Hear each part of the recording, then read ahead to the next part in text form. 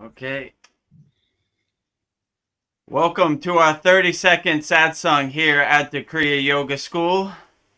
I'm joined by our member, Paul. Oh, and here comes Veronica right now. Welcome, Veronica. Welcome. Thank you. Speak of the Everything devil okay or now? angel. Yeah, I don't know. The screen just went black, and then it went through an update, and then I couldn't the earpieces couldn't connect to the computer. It's just, I don't know. Everything, it just wasn't working. Such Well, fun. it happens sometimes.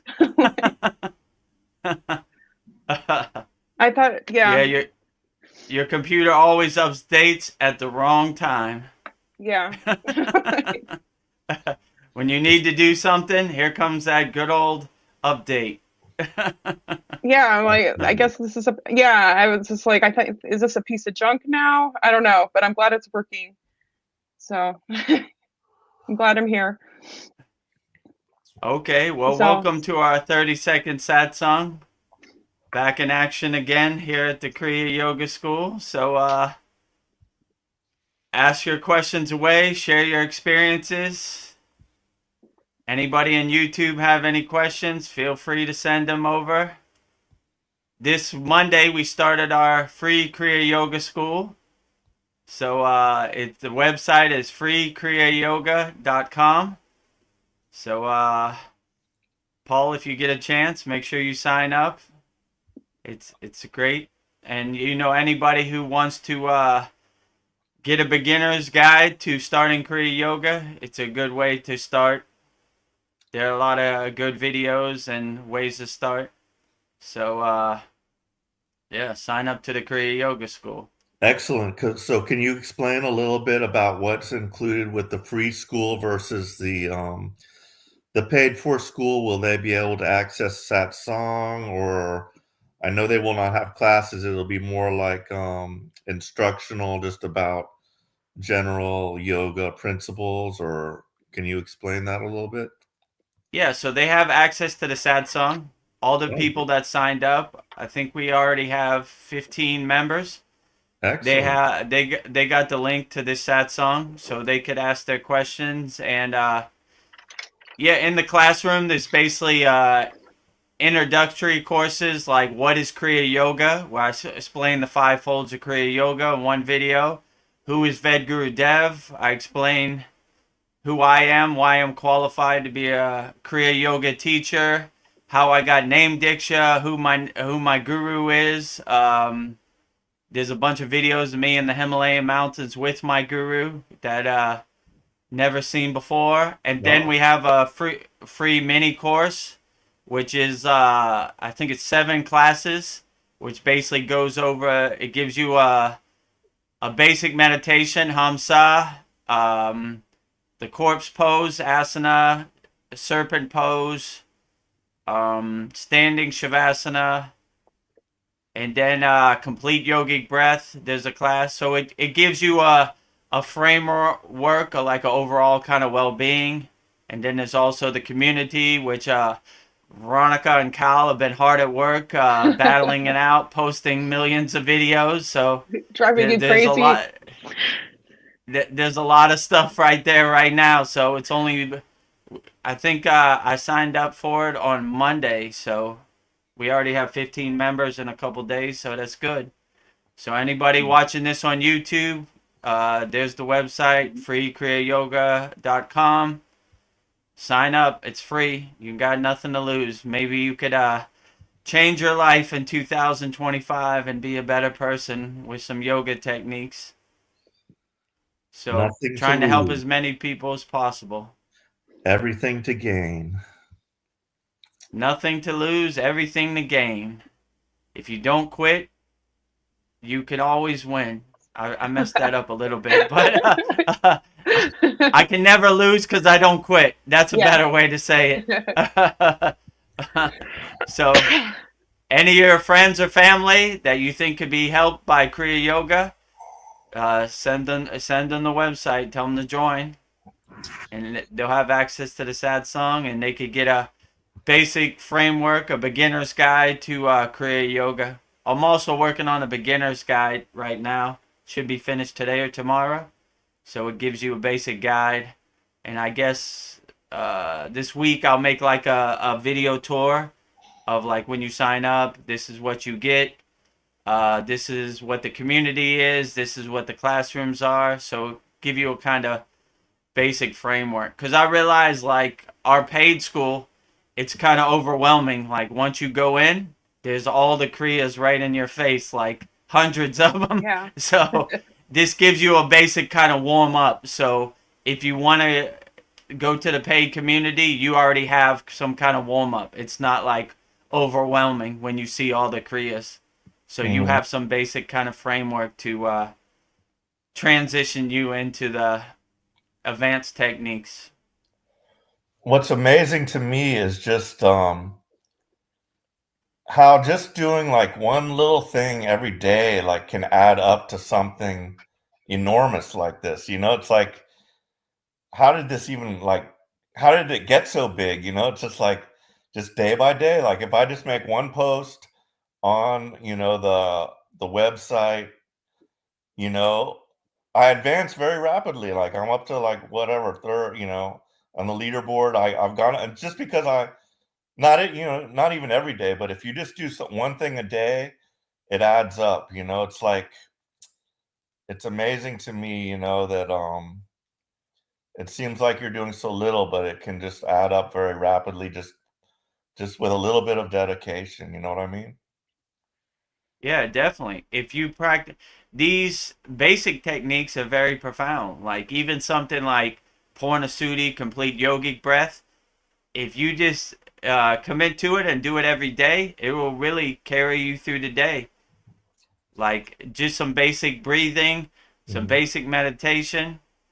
Like you said, it really helps uplift you and get you to the next level. And like as far as the community, like you said, you post every once in a while, and before you know it, you're at level 6. And in the free courses, these courses unlock. I mean, you're in the paid community, so you have access to all the courses. So the more you post, the more you like, you unlock classes. Like you'll get to level 2, which is like chair yoga. Then you'll get to level 3, which is shavasana or something. And then you unlock new classes. So it's good. What do they call it? Gamification. It's good. I'll tell you a funny story. I was looking next to my name in school and I had a fire emoji and I was like, how did I get that fire emoji? Where'd it come from? So I thought that you could get it or you could give it to whoever's number 1 on the leaderboard. But they said you post so much in the last 30 days that you got a fire next to your name. So I didn't even know I didn't even know that was possible. But yeah, now I have a fire emoji next to my name and on the school platform. So that's cool. Yeah, just keep posting whatever you feel, whatever you want to share with because Veronica and Cal and Brian, what they post in our paid community, they post in the free community too. So it's twice. So like, yeah, whatever you feel, whatever quote resonates with you, whatever video resonates with you, post it up. You never know who it's gonna uplift and help. Like your quotes, I really like them too. It helps uplift me. So I was like, oh, that's a good one, Paul. Thank you for that. And Veronica has like a million great videos. Everything, yeah, it's great. It's uplifting everybody collectively, so it's great. I agree. So like honestly, I'm baffled. There's X amount of members, quite a bit, yet not that much interaction on the website and not too many people attending the Satsang. And honestly, I just don't understand it. Like, is it social anxiety, laziness? Because it does require some dedication, to improve yourself, and it doesn't take much, like even if I don't have time for my like full morning sadhana, if I just do 20 minutes, that's literally enough to like lift me up and get me through the day, and at this point I don't feel like I feel like I need it, like I can't like be without it. Um, so yeah, I'm a little bit baffled about it. Like, why? Why do people not like get more involved? Yeah, well, that's true. Well, there's some people that how could they don't like to be in the forefront. Like a lot of our members like to use the YouTube platform more than the StreamYard platform. They don't like to be seen, but they like to post their comments in the YouTube. So like yeah, I wish all of our members would engage. Oh, here comes. I got Oh, him. you got it, Crystal. Namaste, Crystal Ball. Namaste. Namaste. Yeah. So yeah, but it's just how it is, I wish every single one of our members would post, come to the satsang, come to the classes, but some people like to watch in the background and go at their own speed. So Yeah, like I do. I do that too. Like, like on like some of the classes, I'm like just not feeling like putting myself out to where I'm, you might call me up or whatever. But yeah, it's cool. It's cool as long, but at least participate, in some kind of way. But yeah, Yeah, it's just it's I don't know. disheartening. I don't know. I felt guilty the week I was gone, but I came where I could. But I don't know. Sometimes I feel like there's a lot of pressure on me to keep this going, and I wish more people would, ask questions. Hmm. But everybody's. Yeah, I can't. That's fine. I'll keep going. So, Well, they're I still know. members, so hopefully they're watching all the, watching it or whatever, whether Yeah. they contribute or not. But yeah. yeah, yeah. If you're out there, feel free to ask your questions on YouTube. Feel free to contribute. The Kriya Yoga School is for our members, by our members, so it only works if our members interact. So if no one comes to the satsang, I'm just sitting here by myself. Yeah. So Talking to yourself. I need everybody to uplift everybody else. I don't think I could talk straight for 4 hours just to myself. Right.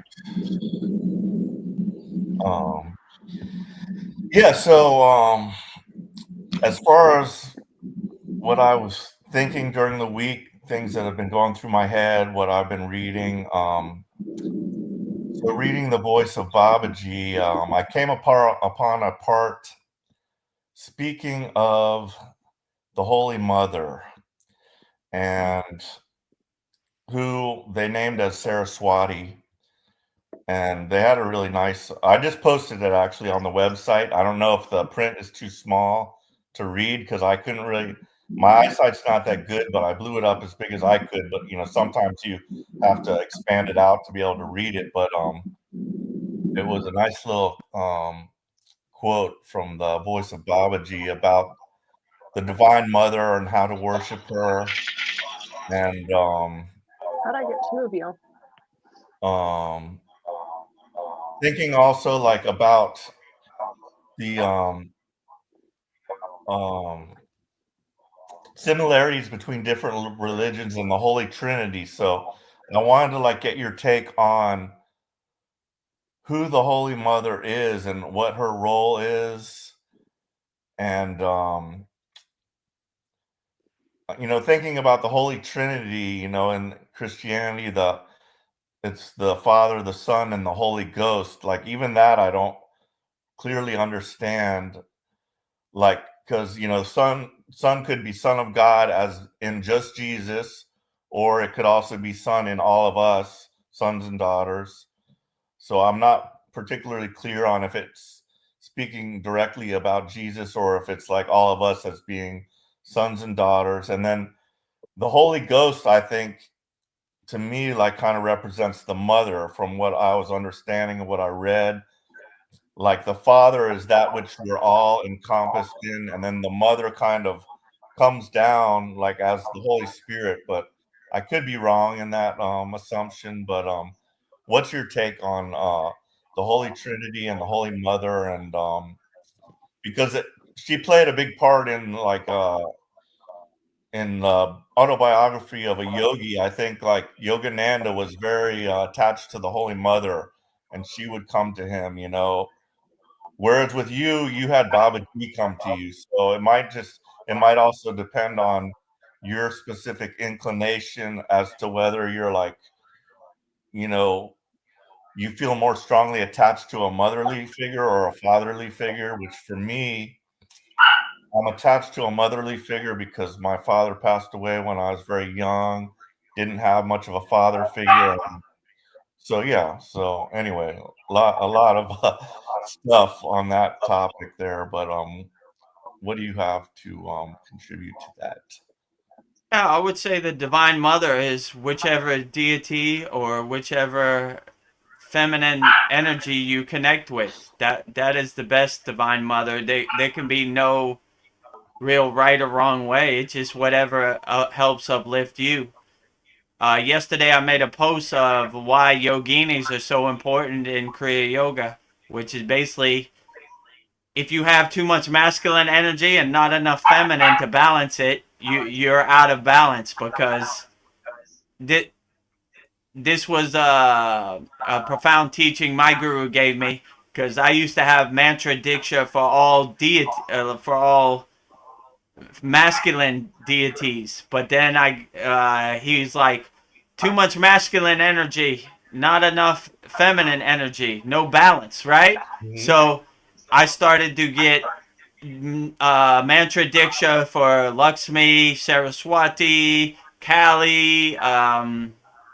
Who else am I missing? Gayatri. So like I began to start balancing like it was a profound teaching like you can't have too much masculine energy and not enough feminine. You're not balancing. You need the Shiva and the Shakti to balance it, right? You know, too much Shiva, you're out of balance. Too much Shakti, you're out of balance. So you got to have a good balance of divine mother, divine father, and all the deities, all the divine energies kind of work together, like stack on top of each other, like pieces of a puzzle fitting together. So that's the best way I would kind of say it. So like yeah, divine mother is just as important as divine father. So even though Babaji's in the forefront, Mataji plays an important part because without her, there is no Babaji, you know? So we need both Mataji and Babaji and Shiva and Shakti to balance our energies. If we have too much masculine energy and not enough feminine, we're out of balance. So that's kind of the way I would say it. Okay. And do you think it matters, like, as far as the one God? I know, like, it's probably a combination of both, but does it really matter if I think God's like a woman or a man? You know, because I like to think of God as a woman because that's what they do. They give birth to, something that we as men really can't do. So that's how I kind of think of God. Do you think it matters if God is a man or a woman? Because somebody else that was like into Christianity said God's a man. I'm like, well, I don't know, but Yeah, I would say whatever resonates with you, that is the best perception. So if it uplifts you and makes you feel good to think the universal energy, the source is a divine mother, then that's what it is. That's the best perception. And I mean, to be fair, like universal energy can't be defined by gender. Let's say it like that. mhm. It's just uplifting energy. So I don't even know if you could put a gender on universal source, God, cosmic energy. You know, it's beyond any gender. It's beyond race. It's beyond age. It's like I always say, a God defined is a God confined. Like you can't even put God in that box of gender, or you can't put God in a box of race or color or whatever. Like God is beyond all that. So like if it uplifts you to think of God as a feminine, uplifting, mother-like energy, then that's perfectly great. Whatever uplifts you and makes you feel the best, that's the best thing. So whatever resonates with you, that is the best perception of God. Like don't let other people's perception of God become your perception. Whatever uplifts you and makes you feel the best, then that is probably the best perception. Um, as far as the Holy Trinity and the Holy Ghost, that's like I'm a little confused on the Holy Ghost. Um I just want to know what you think the Holy Ghost is, as far as in Kriya Yoga. What does that represent? Um, yeah, I guess that's my question, kind of. I would say the representation of the Holy Ghost in Kriya Yoga is like they call it the Atman, which is like your inner self, your soul, your consciousness, like your divine spark inside you as you. So like that would what I would say is like a representation of the Holy Ghost, like your soul. So that's what I would say would be my perception of the Holy Ghost.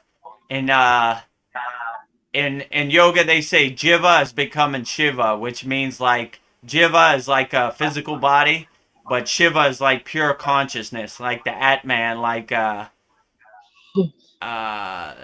beyond the physical body. So like when you make that transition to the Holy Ghost, or you see yourself, the Holy Ghost is you as you, then you're realizing your inner self. You're realizing you're the Atman. So like they say, Jiva is becoming Shiva, which is beyond a physical form. It's pure consciousness. So like the highest consciousness or universal energy, I would say, Okay. which basically is becoming one with the source, or one with divinity, or your higher self. So that's a part of us, whether we realize it or not. And I'm just wondering, what is the barrier that keeps us from seeing that? Is it our ego? You know? Yeah, it's our ego. Our ego kind of puts the veil, or it doesn't want us to realize our inner self. So like the highest form of Kriya Yoga is called Satchinanda, which is absolute being, absolute bliss, absolute consciousness, which is like realizing your inner self. So like Yogananda's place is called self-realization fellowship. So you're kind of realizing the self. You're kind of overcoming the walls and barriers that the ego puts up, the kind of curtain or the veil it puts up over you so you can't see your inner self. Because when you become self-realized, the ego kind of loses its power. So it does everything it can to trick you into not seeing it. Like, look over here, distract you, mental clutter and all that. Like, don't focus on your inner self, because if you do, I'm going to dissolve as much as possible. So it always tries to put that veil or that curtain up on you. But the main goal, the ultimate goal of Kriya Yoga is self-realization. So when you realize yourself, no one can really tell you who you're not, because you know who you are. You realized yourself. You're self-realized, right? So if someone tries to tell you who you are as yourself, I've already realized myself, so I know myself. And how could anybody outside myself tell me who I am inside me? I tell you who I am. You don't tell me who I am, you know? So like you realize your inner self, like, so that's probably the best way to put it, I would say. But that's like the ultimate goal, self-realization. You know, I posted another video about Ramayana Maharishi, and he was always about who am I, realizing the self, asking these profound kind of questions to go inside you as you and realize yourself. and realize like all this stuff externally in the Maya material delusional world doesn't represent you at all. So like, it sounds like you just described something like that I've been thinking about. Like as far as like in my body when I'm working at these places here on Earth, being of the world, that like I catch a lot of flack for having like meat sack sovereignty. Like you don't tell me what to do. Like we can talk to each other as equals, even to managers or anybody. Like I just need to be approached that way, and I approach everyone else that way too, even if they're underlings, even lower than me in the whatever structure is present. But so like that's gotten me into a lot of trouble. People don't like this guy just being like that. They like to tell you, hey peon, move like this and do it like this. And, I'm not. I never tried to disrespect anyone out of it. I definitely know like what I'm there for. But it sounds like if we keep doing this, self realization is having like spiritual sovereignty. Like a different kind of sovereignty, not the one like that I just described, but like maybe the best way I can describe what I'm trying to, the feeling that I get is like now when I see my little brother and them, and they're just glued to their phones, and I hear Trump's voice, and he's making a speech, and they're just like, I'm just like, but I think someone, their spirit is being hijacked by something, and are not present. I don't know. I don't know what that is. Maybe they're entertained. Maybe I don't know what it is. But I think that nothing can capture you except your attention like that. Except maybe obviously you would think a movie that you're watching, you're paying attention, you're trying to follow a storyline and all that jazz. But like the only other thing I can explain that to, like on the spiritual side, is like in meditation. Um, like I've been starting. Today will be my fourth day in a row of doing a whole mala. And I thought it would be really hard. I thought I'm never going to get through this, and it just happened so quickly. And the first time I sang through it, I, I'm looking at my beads like, where am I? Am I grabbing the right one? And my monkey mind is doing all these things. And the second time, I was happy to sit down the next day and do it. And then I'm just like, you don't have to sing it. You can just do this in your head. And I did it in my head really, really quite nicely, but I still had to check every now and then. Like, but the third day,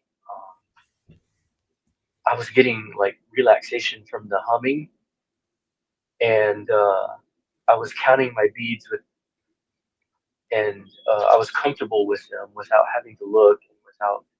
Uh, I'm just kind of playing with that kind of time uh, on a everyday basis. Um, some things have come up in the past week that I didn't expect. So like, um, I don't know. I think maybe you know stepping up my program here in the school is kind of adding some things every day. Uh, is really kind of what's helping me get through some of these changes. Like I'm on a prescription. I keep breaking out in hives, so they think I'm allergic to my cat. Oh, So I'm on this Benadryl that makes me drowsy all day, and I'm having to chug through these computer classes, which is there's something about that. I think I'm having trouble focusing, but I recognized it as like I'm going somewhere else. Like I'm in a meditative trance when I'm trying to stare at the screen. All of a sudden, my thoughts go somewhere else, and then I'm gone, totally gone. I have to bring it back to what I'm doing, my task at hand. I keep leaving my work area, which is right here, and so I'm accidentally I'm accidentally flying away like a balloon when I need to focus. And I thought, I have a focusing problem, so I'm going to ask for a drug, like a smart drug to help me, a prescription to help me focus. Not like MHMR, like, ADHD stuff, but like that modafinil or something that can like give you a reward, and the reward is more focused for that kind of stuff. But like, I guess the whole thing I was trying to say is like, he was asking about the Holy Spirit. I always thought the Holy Spirit was like, there's just kind of evidence, whatever evidence matters to you, like that you can feel a presence, or get your confirmations that something is present. Anyway. Oh, so what mantra were you singing for 108 times? I did Kriya Babaji Namo. Okay, cool. It was from the very beginning, and but now that you ask, now I'm curious. I need to find some others, but this one I still need to. I'm gonna stick with this one for another week or so. I'll probably be asking around for some others. 'Cause I hear y'all have your own, or you have new ones, and you're playing with mantras. That's pretty cool. So I get it now. But yeah, for 108 times, it's 10, 15 minutes. I really like it. My cat does too. For some reason, if I'm humming or singing it, she's rubbing up against my back, my sides, trying to climb, and she won't leave me alone when I'm singing. Yeah. Or humming Cats like it too.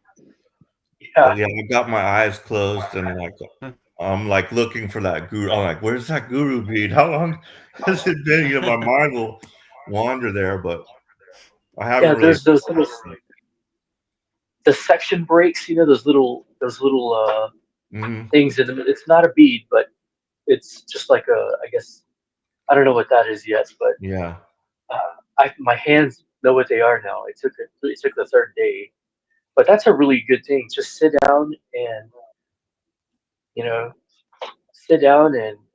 be quiet, get through it, and I'm pretty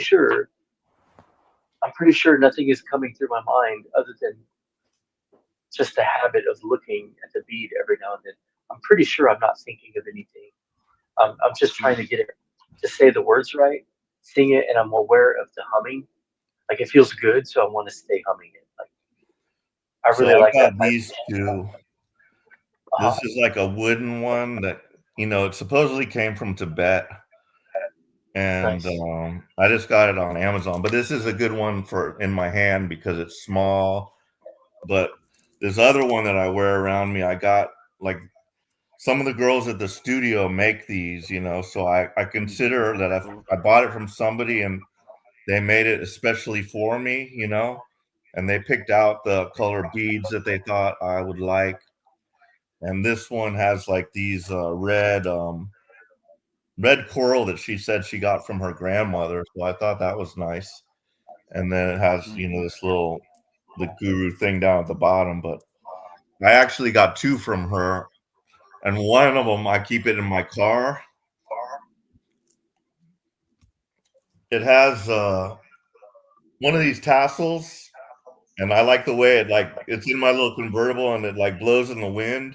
And also I noticed if I like rub it like this down, this one's all messed up, but if I like rub down on it, like static electricity will make it like expand out like that. And it's really cool.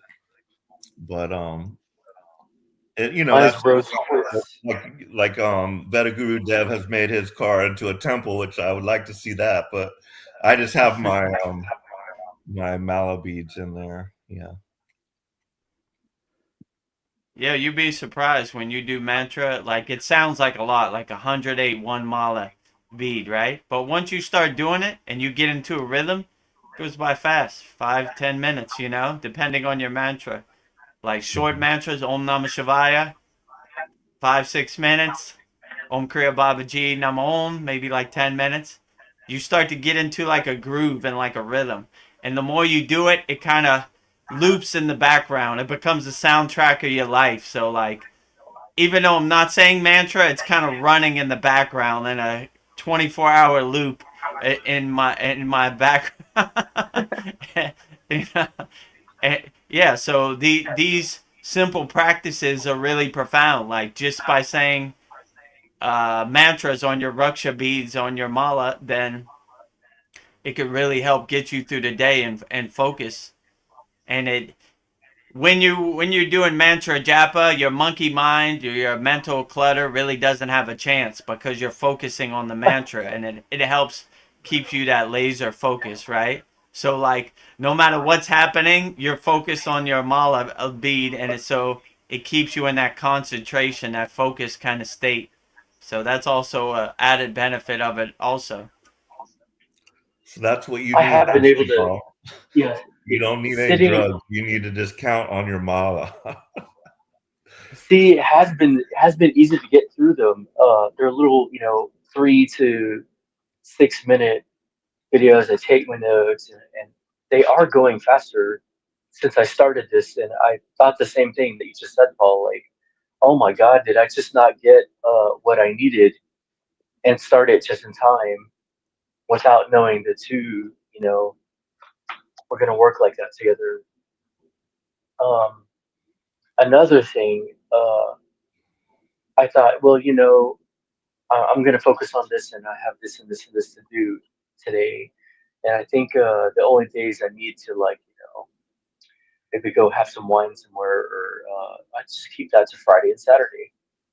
Well, I forgot that my body isn't used to that. So I'm doing all this other stuff, and then I'm starting to get like sick. Like my skin is getting strangely oily, and last night I'm thinking, after watching the last Holy Yagna, I think Brian True said something, or yeah, it was Veronica and Brian True said that it was the year of the snake, and it was something about shedding skin, and I was like, skin, holy shit! Like I'm detoxing, and Mm-hmm. this is so weird that it falls on the night I realized what it is that's happening to me, and oh, okay, I remember this. The last couple of times I tried to quit with some help, and I was like, I remember this problem, like this thing, you know, strange sweat and like ickiness and like kind of tiredness. So I don't know. I say it's going to be a good year. Start out like this. It's going to be a good year because I'm pretty hell bent on. Like I was really impressed. At what Brian said since the beginning. Like I could tell he knows a lot of the differences, and like I'm so curious now. I didn't text him because I slept for like 12 hours. I took my Benadryl and went back to sleep, so the worst part would like could get like filtered or whatever. And but yeah, I definitely am gonna keep going with this. I already know, and probably this is why my body doesn't want to do this. Like it keeps running, it keeps distracting itself, and it's like you can't quit drinking. You just I won't let you. You know, like Mm. no, I think the days are numbered if I'm sticking to it and doing it, and the more I add, the more I like it. Like it's just like, and it doesn't like Vinegar Dev says, it doesn't stand a chance. Like so, you know, I was glad, and kind of these revelations and these timings are what I that's the Holy Spirit right there in action. You know, you give some, you get some. Yeah. Something you said, Cristobal, made me think about something I was reading also about. You were saying like you were like, if you were a supervisor, these peons or whatever, but I came across this in Hinduism and in the Voice of Babaji about like the classes, like the Brahmana, like the intellectual class. There's like a servant class, there's a warrior class, and there's like a worker class. And like there's these four classes of people, And I find that to kind of be true. Like when I think about society, I'm like, that's really true. Like this hardworking, ignorant Mexican, he's not going to be like probably seeking. He doesn't have time to seek spirituality because he's all busy working, and his whole life is geared around just like.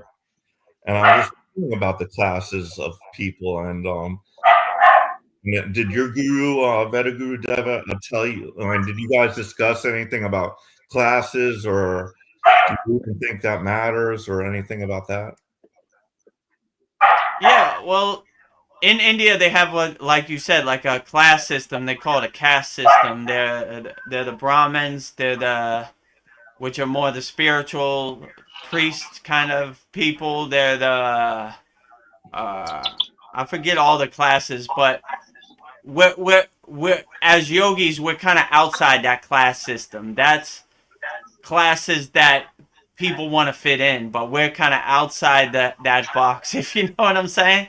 So like we don't want to be associated with any kind of class or caste kind of system because we're outside the box and we don't want no one's perception or definition of us becoming our definition. So we're kind of making our own definition as we kind of go along. So if someone tells me like oh, you're a worker, I said no, I'm a child of God, you know. So I don't want your perception to become my perception. So I'm outside of your caste class kind of system, you know. Like I'm doing my own inner work. I'm kind of sovereign. So I don't want to fit into your box or your football team. I don't want to be a part of it. I'm outside just watching, witnessing as a detached witness. So yeah, so we didn't really get into that kind of system. You know, we basically were like, we're children of God and we're trying to do our inner work and we're walking our own path. So how can someone define your path? You define your own path. So whatever box they wanted to put me in, I wanted to be a free bird. I wanted to fly. I don't want to be in your box.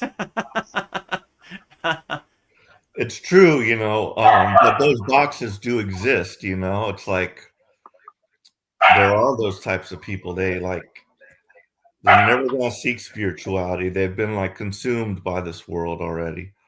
And there's people like us that are like searching and seeking and wondering, and I don't know.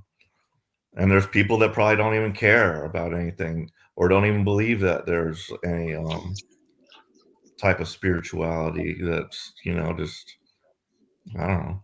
They might not even think about it. But Yeah, well, you really can't go down that rabbit hole. That's up for them to come at their own kind of timing. You know, like some people come around when they get on their own timing. Like it took me over 40 years to get on this path, so my timing was off too. So, you know, what you really can't have any expectations of anybody. Like that way you don't get disappointed. Like, well, it's their path to walk. Hopefully they find it one day. If they don't, see you in the reincarnation, you know, but hopefully they do find it, you know. If you want to find your path and you resonate with Kriya Yoga, sign up for a free Kriya Yoga school. We're trying to help people over here. So freekriyayogamasterclass.com. So if you have any questions or you want to see if you resonate with Kriya Yoga, just try it out. It's free. Nothing to lose. Maybe you that's a are good the point. next Kriya Yoga. That's a good point that you made because I have wanted to like fix people and help people, but I thought that at one point I thought I really could, but then I realized you can't. Yeah. Yeah, it's up for them and their own kind of timing, but sometimes how could I say this in yoga? You kind of wake up, you kind of feel this click like, all right, well, this Kriya Yoga school is free. Let me try it out. I see what these hippies are talking about over there at that Kriya yoga school. And then you get in there and you're like, oh, this makes me feel good. This is good, Like many of our members most of our members had doubts when they came into the Kriya yoga school, like, what is this guy and Vedguru Dev Chad talking about? Let me go check it out. Oh, wait a minute. This is okay. I like this. These techniques help uplift me, make me feel better. So then you get on the path. Same thing with me. When I went to Sri Lanka and I got initiated in the Kriya Yoga, I was like, man, I want to get out of here, man. What am I doing here? Like, what are the... I can't, my body can't do asanas and what is meditation and hurry up and oh my God, I can't believe my boss told me to come here. And then when I got there, I was like, oh, this really works. I am a Kriya yogi. So yeah, so it really helped uplift me. Namaste, Brian. Namaste. Hello, everyone. Hello. What are you talking about? You. I knew it. That's why it's so quiet now. I just got here. Okay, no one's talking anymore. I totally lost my train of thought. I'm like, what were we talking about? I don't know. I was curious, like, a lot of people like spend a lot of time to find a guru, and you just kind of appeared to me. Do gurus come to people when they're ready, like a magnet? Because your guru came to you, that a Guru Dev. I don't know how that works. Yeah, I would say so, but to be on the spiritual path, a guru is not really necessary. It's kind of like a guide to help you on the path. So, what do they say? When the student is ready, the teacher will appear, right? So, could be, but I would just do your inner work, and things kind of happen indirectly. So, like, my guru told me, how did he say this? He said, you want to know how to get money? He said that one day, and I was like, okay, yeah, I like to have some money. Tell me how. He says, if you run towards money, money run away from you. If you run away from money, money runs towards you. So that's kind of the same concept I see with a guru, right? If you're not really searching for a guru, that guru kind of appears if you need it. If you're searching for the guru, you can't find him. So just do your inner work and have the best energy you can. If a guru shows up or not, you're still, and you could be your own guru. Sometimes you don't need an external guru to guide you. You have the techniques, you have the practices, and you do your inner work. And a guru really can't tell you how you feel in your body. You tell yourself how you feel. So you would know better than the guru what techniques resonate with you and uplift you. So is it necessary or not? I don't know. I guess it's a case-by-case thing. Yeah. But, like I wouldn't like have the desire. I would just let things flow and they would happen the way they happen. That was kind of my case. I wasn't really searching for a guru. I didn't really think I needed that path, but there he was, Yeah. And the journey started, like most of our members didn't know what Kriya Yoga was and didn't know how to start. We started this Kriya Yoga school and here we are now. So it just things just kind of fall into place, I would say. So just be the best person you can and let things happen the way they should. That's what I would say. And if it's meant for you to have a guru, then you will. I'm hearing an echo somewhere. I think somebody has their phone and their computer on.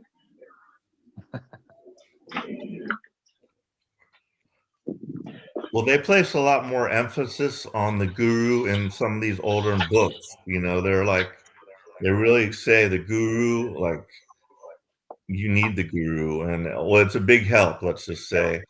But like what you said, I think is true that you could be, it just depends on the person, I guess. But to me, I feel like I need the guru, and that, like, as that saying said, um, what was it when the guru appears when the student is ready or whatnot? I Yeah. think that is exactly what happened, and Oh, okay. like I like to look at you as like a role model, and because that's kind of how you lead us, and just like you're just an example, a great example. It's a very motivational story of what happened to you and how you came to be doing what you're doing. So I do appreciate having a guru, and I think it's important. Okay, if you want me to be a guru, I will, Paul. Oh, that brings me to a question about that, because remember what you said your guru scanned you, like, so has your guru ever turned down somebody who wanted to be a disciple or whatever you want to call it, and I don't think you would ever actually turn anyone down, but like I know there has probably been gurus who have turned down disciples because they scanned them and they saw either he wasn't ready or he wanted it for the wrong reasons or whatever. So what would you say about that?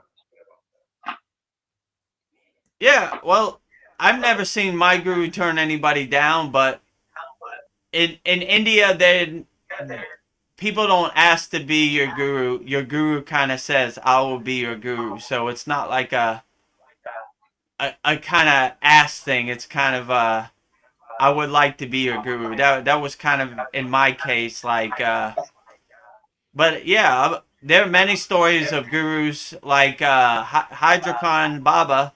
When I went to Hydrocon, like Hydrocon Babaji, there are many stories of him like telling many people to go, like, you go, get out of here. I don't want your energy in my ashram. So it happens, but I've never really seen it. But yeah, so like in my case, if somebody is eager for the knowledge of Kriya Yoga, then I give it wholeheartedly. Like, Kriya Yoga is for everybody, and who am I to say who could have it or who can't have it?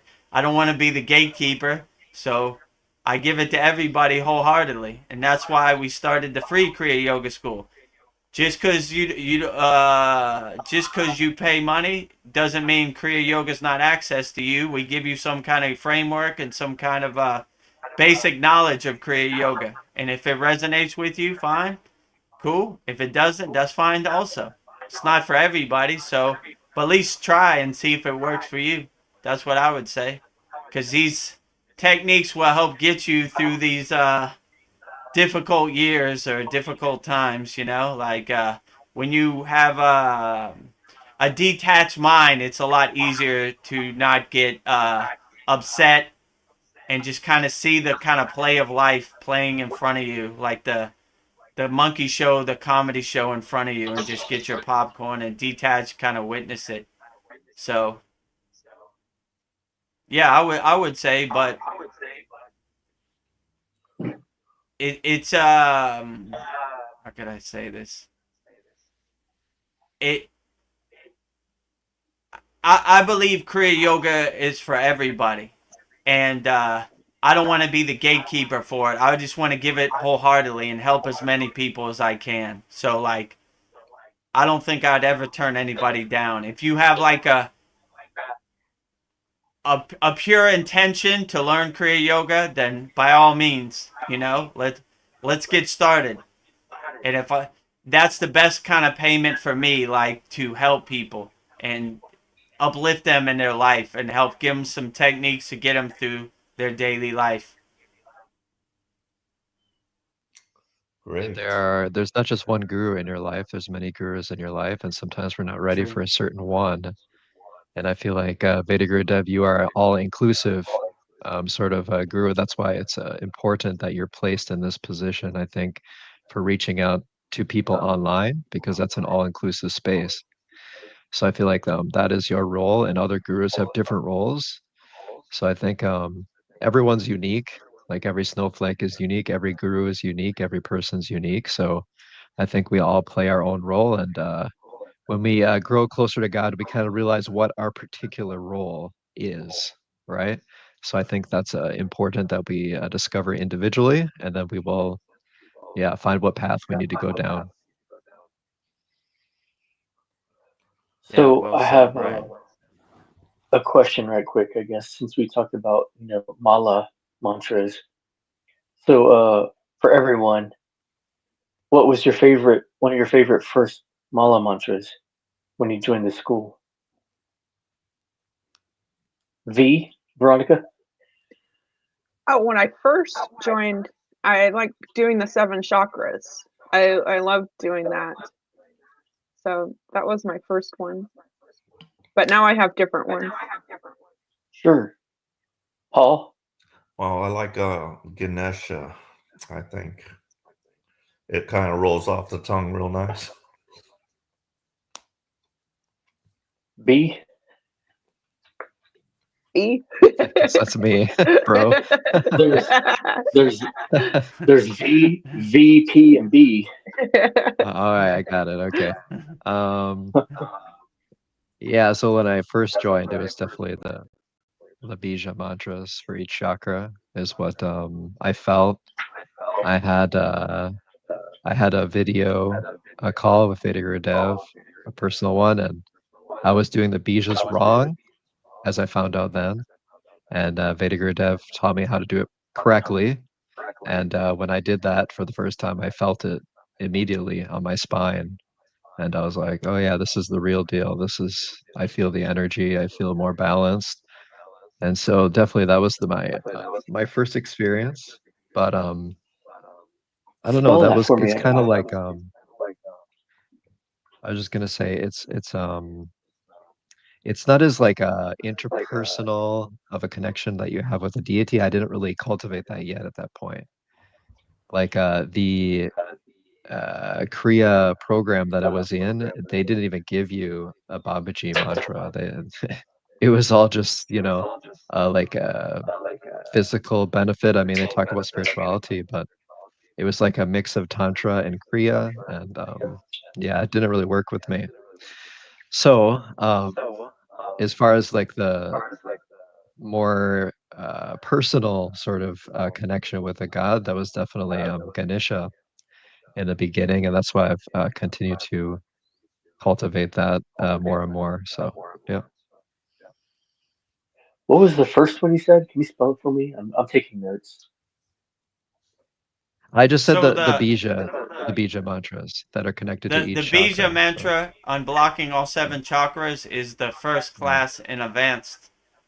So if you go to our classroom and it's the first one in advance. It's called unblocking the 7 chakras. So there's a great class on there about it. That's what they're talking about. So each chakra has a bija mantra that opens the chakra like a flower, right? And it allows the energy to rise. So you kind of start from the root chakra and go all the way up to the crown chakra. So that's where they said they found profound benefits. And Crystal Ball, you can find that on our advanced class. It's the first one. It's called Unblocking the 7 Chakras. And the text of each chakra's bija mantra is on the screen, so it's easy to follow through. So that's what Veronica and Brian are talking about, that they had the most profound benefits in the beginning. Cool. I can't wait to try it out. Yeah, I think yeah, it's the that's one first of the most class in important advanced. parts of my practice still. Like that really it does what you say it does. It unblocks the chakras. Right. Can't really explain it any better than that. So it's the appropriate energy for each chakra, and that basically purifies the energy center, which is called the chakra, right? So, and yeah, I definitely feel that. You feel the energy flowing better, even though it's not flowing as optimally as it could for me, just because of certain health issues. I can feel it transcending even the energy body, transcending the physical limitations as well. So yeah, it's very transformative.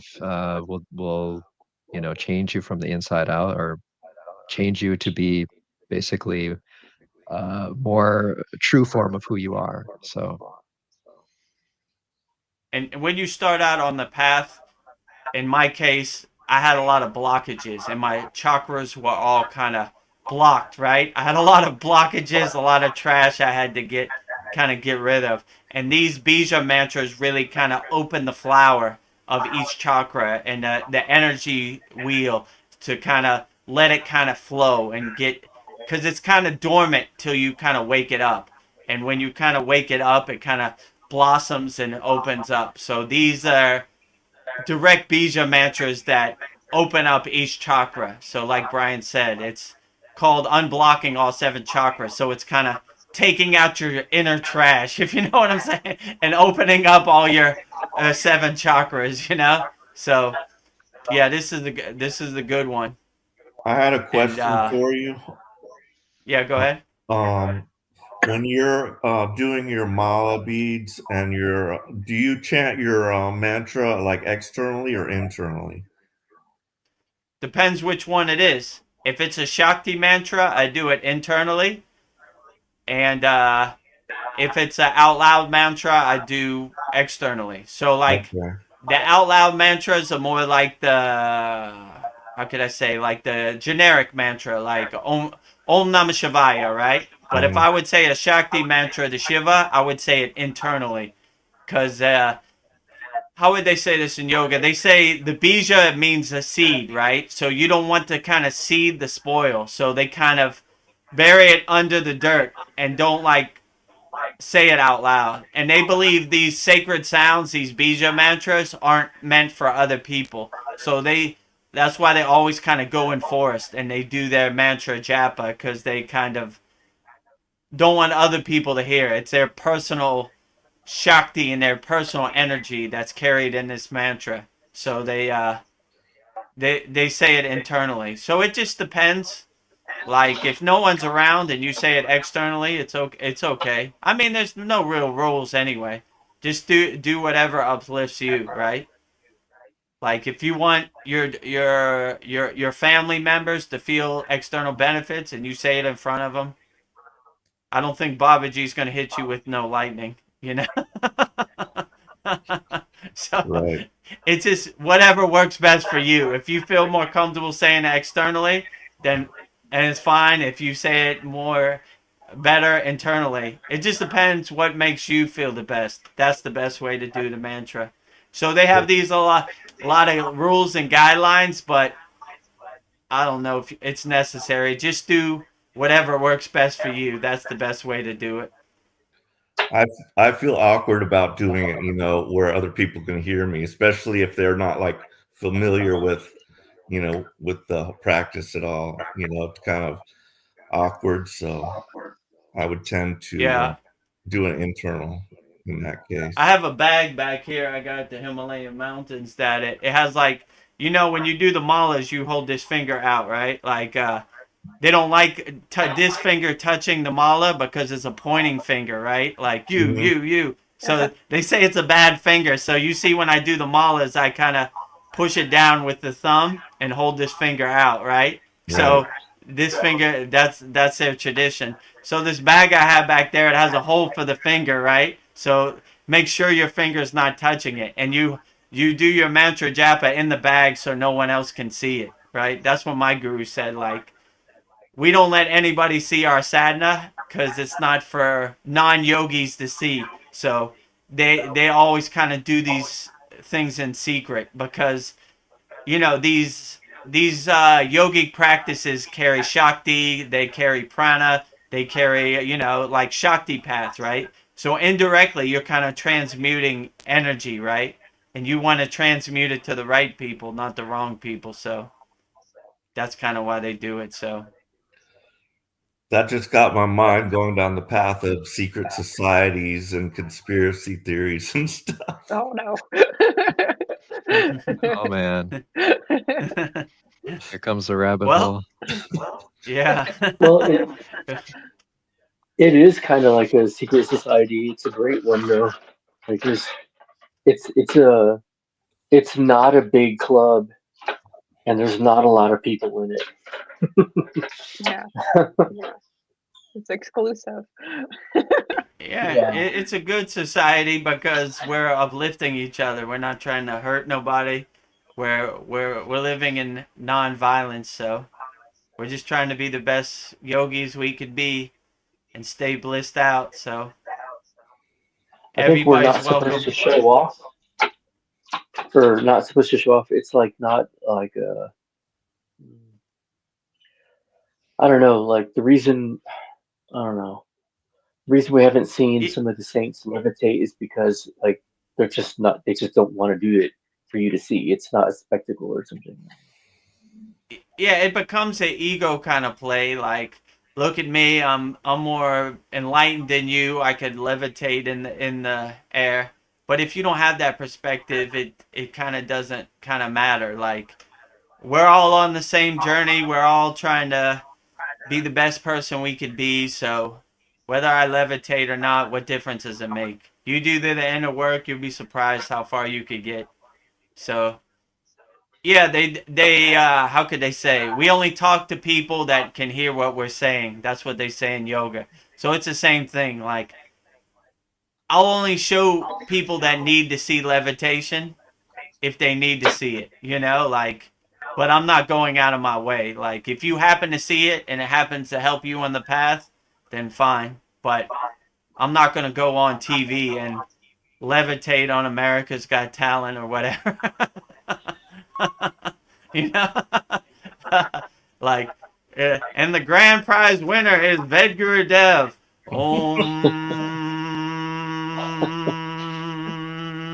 Yeah. I'm levitating Sounds more like inside. DJ domination. Yeah. Yeah, sounds like a more of an ego play. Like, all you underlings, look how good I am. I'm so enlightened. That's going the wrong way. I should be. I'm more like, if I could do it, you could do it. Everybody be the best they can. So when Crystal Ball asked what our favorite mantra was in the beginning, what was yours, Vedguru Dev, that you resonated to in the beginning? I mean, in the beginning, I had the basic Babaji Mula mantra, Om Kriya Babaji Nam Om. Probably my favorite Shakti mantra, because I'm such a lover of Babaji, is the Babaji Surrender mantra that I gave in our 39th class. Okay. I like that because I'm always surrendering to Babaji, so that one makes me feel great. But I love them all. Like, Ganesha serves its purpose, Lakshmi serves its purpose, Shiva serves its purpose, Krishna, Narayana, Brahma. I mean, my puja list is long, and I like them all. They all kind of stack on top of each other, and they all kind of help each other, right? So, like, the Lord mantra and the Shakti mantra balance each other out, right? So not too. I have a inkling to say too many male deities, and I need to balance it out with female deities. So I say, Narayana and Lakshmi, Brahma and Saraswati. So I kind of balance the energy, like my guru said. Too much masculine, not enough feminine. Balance. We need Shiva and we need Shakti to balance us out. So, I mean, at this point, I like them all, right? So I'm like, almost like a kid in a candy store every morning with my puja. Like, all right, here we go. We're going to go to them all, right? Callie, how you doing today? You okay? Krishna, what about you? You right? Like, so I'm like waking up all my deities, like, and when I go to sleep, I put a cover over my deities, like I put my deities asleep, and when I come in the morning, I ring the bell 3 times, and I take the cover off and wake up my deities, and I do my puja. So at this point, I like them all. Like Brian said before, the deity list is long. I have a Santa Claus list of deities and goddesses and devis that I say, and Kriya yogis. So I try to give respect and honor all the deities on the list. But at this point, it's pretty long. It probably takes me like 30 minutes to get through them all. Yeah. So, but yeah, I would say Shakti mantra, Babaji surrender is my favorite because I just have this love for Babaji, like Hanuman has for Sri Lord Rama, you know. And my first mantra was the basic one, Om Kriya Babaji Namo. But I wasn't attached to it. I was just going through the motions in the beginning, like, all right, Om Kriya Babaji Namo. All right, let's get out of here. Is it lunchtime yet? You know, like so. I didn't have the bhava, the feeling when I said it in the beginning. I was just trying to go back to Thailand. That's why I But like that saying in the Voice of Babaji book about like being thrown into the water. As far as man, I lost my train of thought. It was a good saying about just saying it without feeling. It was like being thrown into the water versus going in there and bathing yourself. You will still get clean just by saying those words. You know, even if you didn't have the feeling, you're going to get some benefit through that until eventually you develop that feeling. Yeah. yeah, and you get to a point where the bhakti and the bhava, which is like that feeling, you just feel it. Like you miss it, right? Like you want to say it. Like you can't wait to say it. Like at this point, I jump out of bed, like woo, let's do it again today. You know? So yeah, yeah, but it's true. Like even if you say it not wholeheartedly, you still get cleansed. You know. Yeah. So that's a good way to put it, Paul. You know. So even if you just go through the motions, like okay, Om Kriya Babaji Namo, you still get some kind of benefits. You know, automatically. So that's I like how you said that. You no matter if you say it not wholeheartedly or wholeheartedly, you still get cleansed. You Yeah. still get clean. I remember when I read the Yogananda book, I was locked up, and like when the part where he says just reciting his name, Mm. like will bring you a small miracle. And I remember feeling warm and cozy, and I just like fell asleep and didn't wake up at all until breakfast time. So I thought that there was my miracle, and yeah, but just saying his name like you mean it, or like something's there, like what I would call a Holy Spirit, Paul. Like Hmm. there's something there at work. Like it's or I also like special forces. That's my favorite thing right now. Yeah, so just saying Babaji's name, like it has that uplifting kind of Shakti kind of energy attached to it. So I agree with you. Yeah, I like when Yogananda said that just by saying Babaji's name, you receive blessings indirectly from Babaji. It uplifts you. So I definitely resonate with that. But I'm a Hanuman Babaji devotee, so I'm kind of biased. Everything is Babaji, Babaji, Babaji with me. So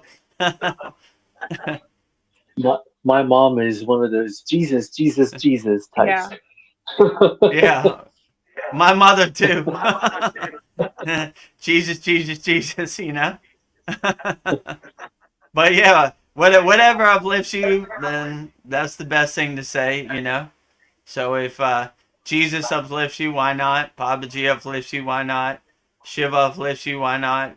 Whoever, you know. Yeah. I think Shiva's been on my mind because I'm like trying to, because I've been doing sketches of Shiva for a painting that I don't know how I'm going to do. And a couple nights ago, I had a dream and I woke up and like in my dream voice, I was chanting Om Namah Shivaya over and over again. Mm. And I never say that, but now it's like stuck in my mind. So, and then, like I don't have a lot. So my only male deity that I have is Babaji. And I know I needed more males because I have like Kali, Mataji, Lakshmi, and Gayatri. So now I'm like saying, Om Namah Shivaya. So Vishnu. But I don't know. I felt like he was trying to connect to me, and I've never like tried to connect to a deity, but I think he's trying to help me with this painting. But it's like now, like that mantra is stuck in my head. I don't know if that has ever happened to you, Vedguru Dev, that you have mantras stuck in your head from when you're dreaming. But I don't know. And that it was a really weird experience. So Yeah, so that's happened to me a lot. Like you saw before, when we were talking about Shiva, you would always say Vishnu. So it's almost yeah, like Vishnu calling you to, like Brian said before, right? He'll text me and say, I need Hanuman, or I need Saraswati, yeah, And he texted me the other day, I need Kali, So the deities kind of tell you what they want, So like that's happened to me a lot. Like, oh yeah, I do need Gayatri. Like I told you a story, me and my guru. yeah. Nope, you don't need Vishnu, you don't need Narayana, you need Gayatri. Who's Gayatri? I don't know Gayatri. Like Gayatri. No, Vishnu, Gayatri, Vishnu, okay, Gayatri. So like it kind of adds itself to your mantra japa list indirectly. So like yeah, they kind of clear the path for them, and that's happened to me before. Sometimes I'll be saying a mantra to another deity, and the other deity's name will come in, and I'll just go with the flow. Like, Yeah, all right, Shiva, you want me to say your name? Why not? Let's get to. I was getting to you, but I'll say it right now. Om Namah Shivaya, Om Namah Shivaya. So it kind of happens that way, and I wouldn't be against it. Just go with the flow. Like, okay, that's who wants their name recited. I got you. Let's do it. yeah, So that's the way I kind of look at it. But yeah, that's happened to me a lot. Like, I'll try to say one deity's name and another deity's name indirectly will come in, and I'll start saying their mantra, and I'll just kind of go with the flow, right? I won't even So I, think about it too much. I'll just be like, all right, let's do it. so I don't know if I told this story on a Satsang before or if I told you privately, but yeah, when I asked so I was connecting with Saraswati, which is the goddess of knowledge and music and all of that. And yeah, I was just reflecting internally before because when I go to pick my son up at school, I have like a 45-minute drive, and I listen to different Gayatri mantras and stuff. And I was connecting to the other Devis, the other goddesses like Lakshmi. I was connecting to Durga, but then when I got to Saraswati, I have Saraswati music, but I was like, there's something missing there, right?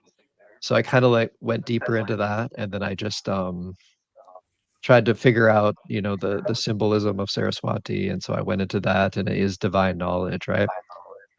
And then I think I had some health challenge or something, some flare up or something that happened, and that maybe got me closer to Saraswati. But yeah, once I got the Saraswati energy, it's like very centered mental energy, I can call it. Mm. And that really helped me to focus on tasks and give me deeper wisdom that I could tap into and utilize, basically. And the other satsang Paul was talking about how some people say like have the ideology that if you believe in one god, then that takes away energy from another god. But it's actually the opposite of that in my Yeah, experience, true. because when you connect to one, that divine energy connects to another divine energy, and so they build off Mm. of each other. But this particular happened for me. So when I connected to Saraswati, I was reaching out to Saraswati to give me wisdom, to give me knowledge. She told me, get Hanuman. Tell Vedagradev again to give you Hanuman, right? So then I got Hanuman, right? And then I started trying to do the Hanuman mantra, but for some reason, I was leaving out the Hanuman part of the Hanuman mantra, and I was emphasizing the Sri Ram part of it. Mm. And yeah, and I come to learn that that wasn't just a coincidence. I didn't know why that was happening. Like, why do I keep skipping Hanuman? And then the energy of Hanuman kind of told me, like, if you're going to connect with me, my energy is all about connecting with Sri Ram. So Yeah. I'm a devotee of Sri Ram. So I'm like, okay. And then I had a Sri Ram Gayatri mantra going on in the car, and that kind of gave me like a profound sort of feeling and like a tear to my eye. And I'm like, oh yeah, this is true. That's when it kind of clicked. Like Hanuman's trying to get me to connect to Sri Ram. So then I asked Vader Gurudev, can you give me the Sri Ram mantra? Do you have one of those? So that I got that, right? So then after I started to do the Sri Ram mantra after the Hanuman mantra, then I no longer skip the Hanuman part of that mantra. It was like Hanuman was appeased, right? And he was like, okay, you're giving the energy to Sri Ram, and now you can say my name, right? So it all kind of like connects together. You connect with one deity, you connect with another. So it's really built upon that, yeah, in my life. So Yeah, well put, Brian.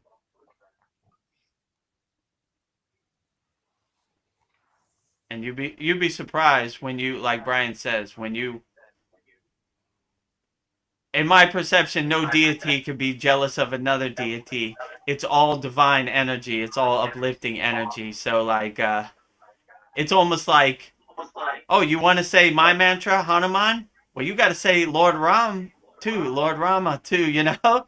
And then we uplift each other together because there's no Hanuman without Lord Rama, you know? So, like, together. And do you see in that mantra I gave you for Hanuman, it's also Saraswati energy in there with her Bija mantra also. So it's what collectively next? uplifting each other. So it's like all together. Like let's bring this symphony together.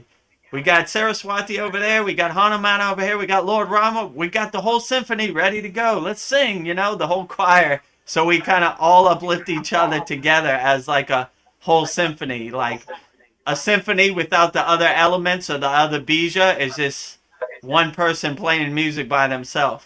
But with all the bijas together, it's a symphony uplifting everybody together, right? So And you sort of need to admit to yourself that you don't know anything, because if you let the ego take over, then your mind's going to take over. And it's going to true. try to form everything and bring it to that lower level. But if you're completely open, then God will kind of teach you like what's going on, you know? Like Right. because it's so easy for some people to create a mental ideology about these things. But when you do that, you block God, you know, you block that divine connection. So you need to stay completely open. And so like when I went to the Hindu temple recently, I before that I hadn't before I started going again recently, I hadn't been there for a while, and I didn't realize they have Sri Ram there, and they have Mm, him right next to Hanuman, of course, right? So yeah. and I was kind of like I was kind of questioning, like I have no idea like why I'm connected to Sri Ram. Like in my mind, I was kind of questioning that, and I just admitted to myself I have no idea what's going on. And and then I got the message basically. So I know about the story of Hanuman like eating the sun, right? And Hanuman has all this power, like when the young Hanuman, but he doesn't know what to do with it, basically. And so the that was kind of the message to me, like you have to open up that devotee side of your consciousness, like Hanuman had to do to get over his blocks, you know, because Hanuman was using his power in the wrong way. He was channeling it in the wrong forms, even though he did have the power. Once he turned to channel it towards devotion, then that Mm, completely transformed his presence into a more like a or into more of oneness, basically, into something that can connect with the one true essence of source or whatever you want to call it, God. And so that was like my message, that like it's the same with you. You think you know everything. You you think you can do this and blah blah blah. But actually, you need to let go of that. You need to let go of that ego part that you think you know, and just give that part to devotion. And then when you do that, then the wisdom will come to you. You don't have to fight to get the knowledge, because wisdom is effortless if you just surrender, basically. So. Yeah, well put, Brian.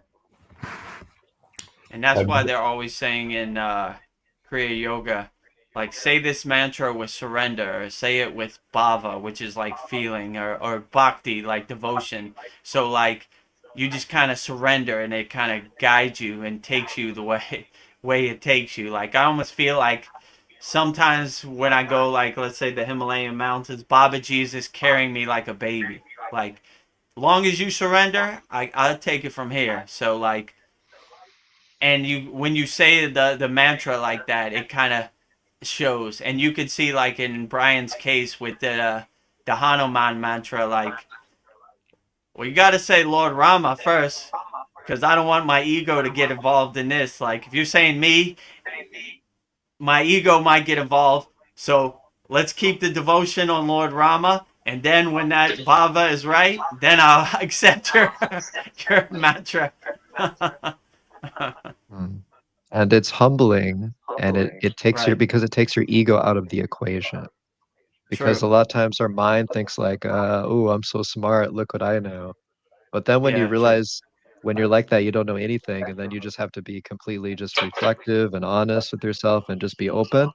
And then when God starts giving you the wisdom, you don't take it as an ego thing, because you're like, the way I got that wisdom is to not hold on to anything mentally, because as soon as you hold on things Right. mentally, it's all blocked, and then you let go, and then you get the answers. So like I can't sit here and say like Brian has this insight, and he's so highly Right. elevated, spiritually enlightened being, Brian, blah blah blah. It sounds so weird, because it's the opposite of that.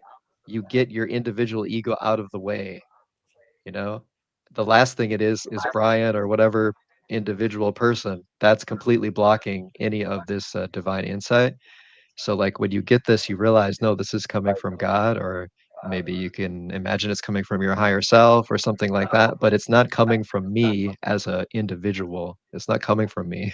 I'm not that, like if I'm seeing me as an ego, uh, I have a very simple mind.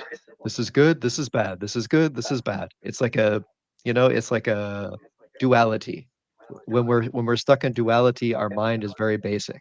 And so that's what your ego is like. This is horrible. You should hate this. This is good. You should love this. This. Right. And so we're very simple, basic, animalistic creatures that just want to, try to find comfort, basically. But that is not where you're going to find divine wisdom. You're going to find divine wisdom by not being attached to your ego, and opening those channels to these higher levels of reality of God. So, Yeah. Well put, Brian. I was going through all the daily quotes, for months, and I came across one, uh, actually a few, and I would like to ask all of y'all for, you know, eventually your favorite ones. I'll probably, I don't know, ask during, after the class, send people a message. But it was something like, you're not doing this to impress, your family or your friends or like this person or that person. Like you're doing this to impress Babaji. And I was like, oh, damn it, how did I forget?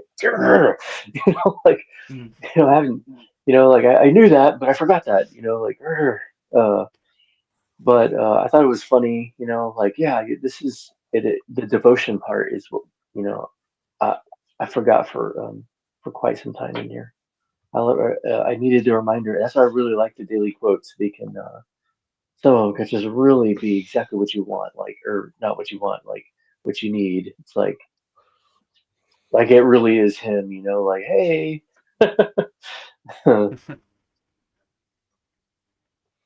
Has anybody heard from Chad or any of the other people that used to visit with us, like Ved Mooney or who was that guy that was from the Hare Krishnas? There's a few Oh, other people Curtis. that, just popped in and then kind of disappeared. Yeah, they're still around, but like I think Curtis works. Chad, I really haven't heard from him lately. Um, Ved Moniz, yeah, he's still around. Like I invite them all the time to the Satsang, but it's up to them. Some people have busy schedules. Some people have stuff they're doing. So Is Chad a member? I don't think so. I mean, You know, yeah. like I think he renounced the Kriya Yoga school. Let's say it like that. I don't know why. Like, what did we do to him? But he's taking a new direction in 2025, which I guess doesn't include the Kriya Yoga school. Like I mean, I wish him the best, but I don't know. He He'll has be different back. plans in 2025. Like you see, like his Open Your Reality channel he deleted, and so he's taking a new direction, I guess. He was a character, and it was fun, having him on and discussing all his interesting theories and people he interviewed. I enjoy that kind of stuff. Thrown into the Yeah. mix, of what we like to talk about here. Do any Yeah, of y'all so remember his Wednesday nighttime stories? Like he would read stories on. It almost became a thing. I really wanted it to be a thing, but he would read stories from uh, maybe Yogananda and just things. And during live chats, some of the live streams would go like for hours. He used to do those. It was really fun. I've actually tuned into him for years. It's surprising. It's surprising, to see someone go. Yeah, me Yeah. too. For a while. It is. There's something likable about him, or like something you identify with, or just quirkiness that just makes you kind of like him, in some kind of way. So I guess that would describe it. Well, yeah, maybe well, he's doing that on the Patreon, his oh, my Patreon phone just channel. died right when I was going to Oh, talk. oh no. We can still see you though. Something's How was your trip to Pebble Beach, Veronica? It was amazing. I think my favorite part was like in the morning, walking down to the tent and seeing the ocean and Oh yeah, the morning sunrise. It was because just so I beautiful. went to the school and I saw you when you popped in. It, it Yeah, looked like that was the kind of area you're I feel describing. like a crazy person. Okay, I gotta go. Bye. Yeah. But yeah, it's fun to like see somebody when they're like not in their normal surroundings. Yeah, So yeah, that was kind of fun for us as well. At least for me. yeah, it is kind of fun to see people in their daily lives. I Yeah. remember there was one where Cristobal, you were like feeding animals, or I don't know. There was one that you Yeah, were out in the world. That yeah, was cool to see. yeah. Those goats are so interesting. I didn't know so much about them that they each have their own voice like people do. Oh wow. So if you're like a zookeeper and you have a pen of them, you hear them and you know exactly which one it is. Uh, Oh wow. yeah, I thought that was interesting, and they all have different characters. At first, I thought they were scary, and I'm like, "You're not scary. You're amazing." the, the horns and the Yeah, it's and kind they of that have like rich. But like, square eyeball. They have square pupils too. there's something weird about them. Yeah, that Yeah, looks. I could see why you would draw a demon like that, but like, no, they're just sweet little animals. yeah, they're sweet.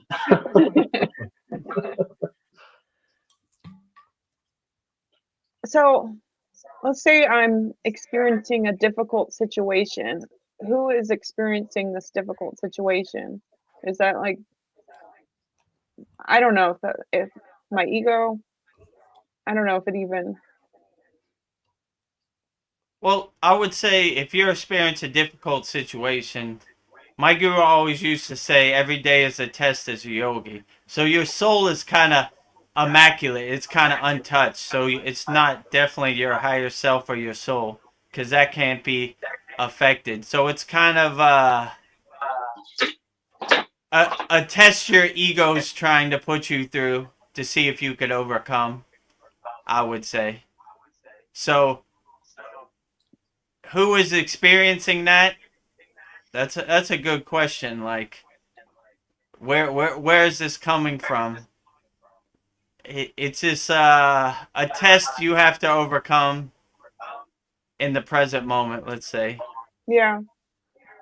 Let's But say it's bringing me a lot of pain, and I'm not happy with Kriya Yoga for magnifying these problems. I'm like,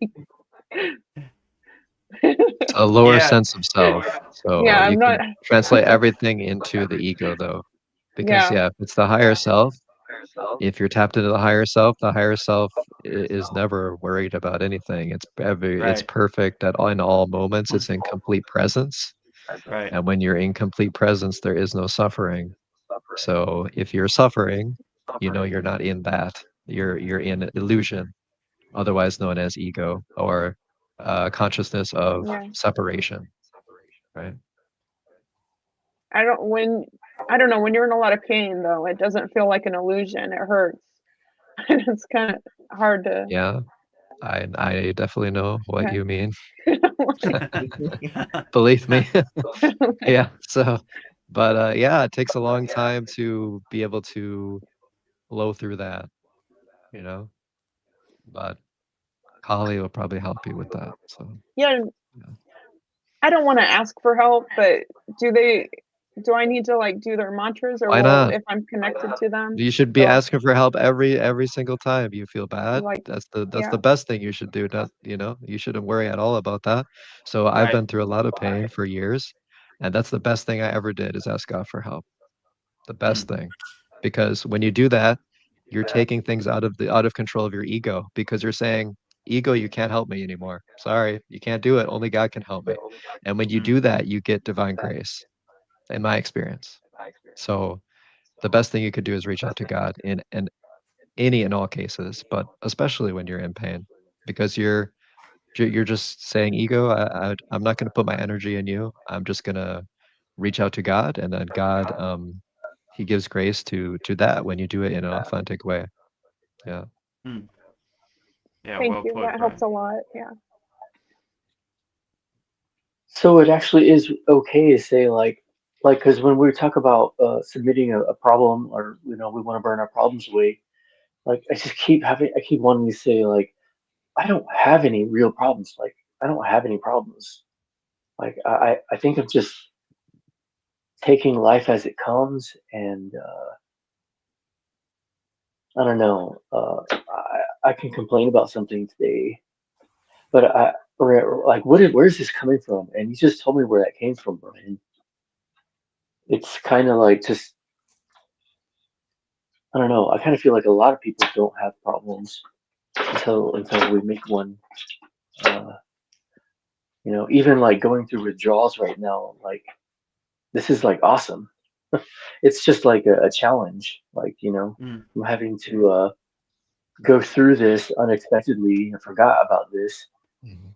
but like it means that I wasn't thinking about this. It means I was doing something. I was in the moment, and then whoops, I forgot. My body can't handle this. Like but Mhm. I thought, well, maybe I should write this down on a piece of paper and for the problem. I'm like, no, I'm going to get through this. This isn't a problem. Um, Mhm. maybe You're detached losing, from, yeah.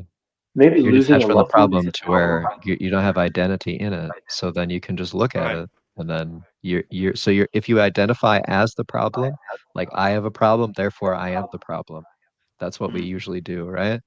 And I'm so the when you problem. identify I am the problem, then you're not going to get anywhere. But if you're detached from it and you realize, no, that's not me, it's just something I'm going through right now as a lower form, yeah. because you're looking at that from the perspective of your higher self is perfect.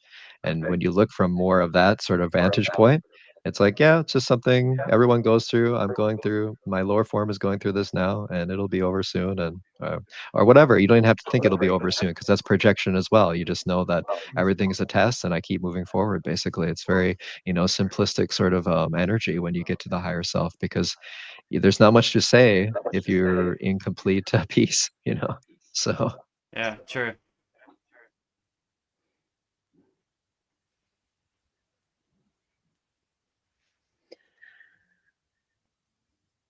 Okay. I guess I feel like I've built myself a really great box, and I don't know how to get out of it. I do know how to get out of it, but I'll have to blow my life up, and I'm a coward. So that's what I'm feeling right now. As brave as I think I am, I'm a coward.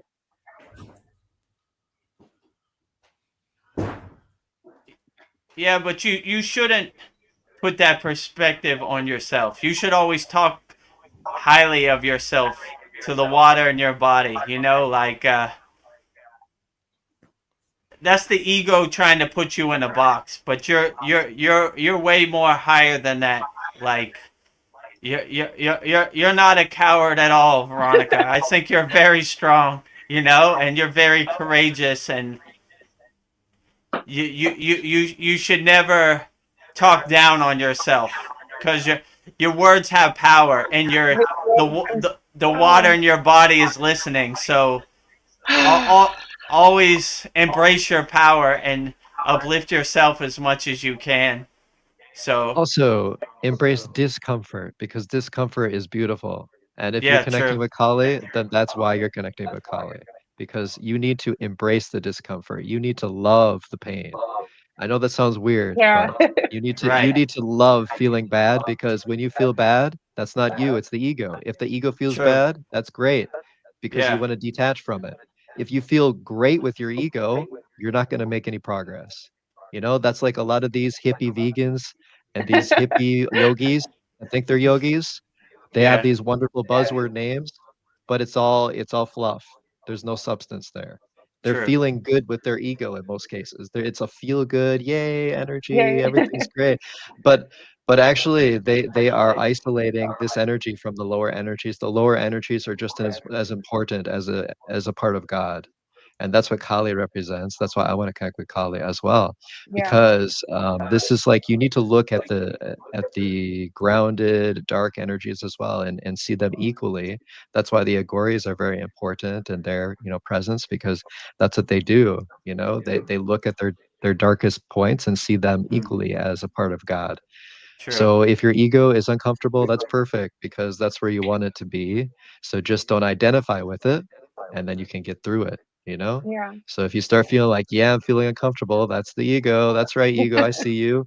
You're Yeah. dying right now, right? You- Mm. You're holding on. You're like, oh, no, feel bad about yourself. No, you're breaking out of the box. No, feel bad. Yeah. You're depressed. You're a coward. You're horrible, because the ego doesn't want you to break through that box.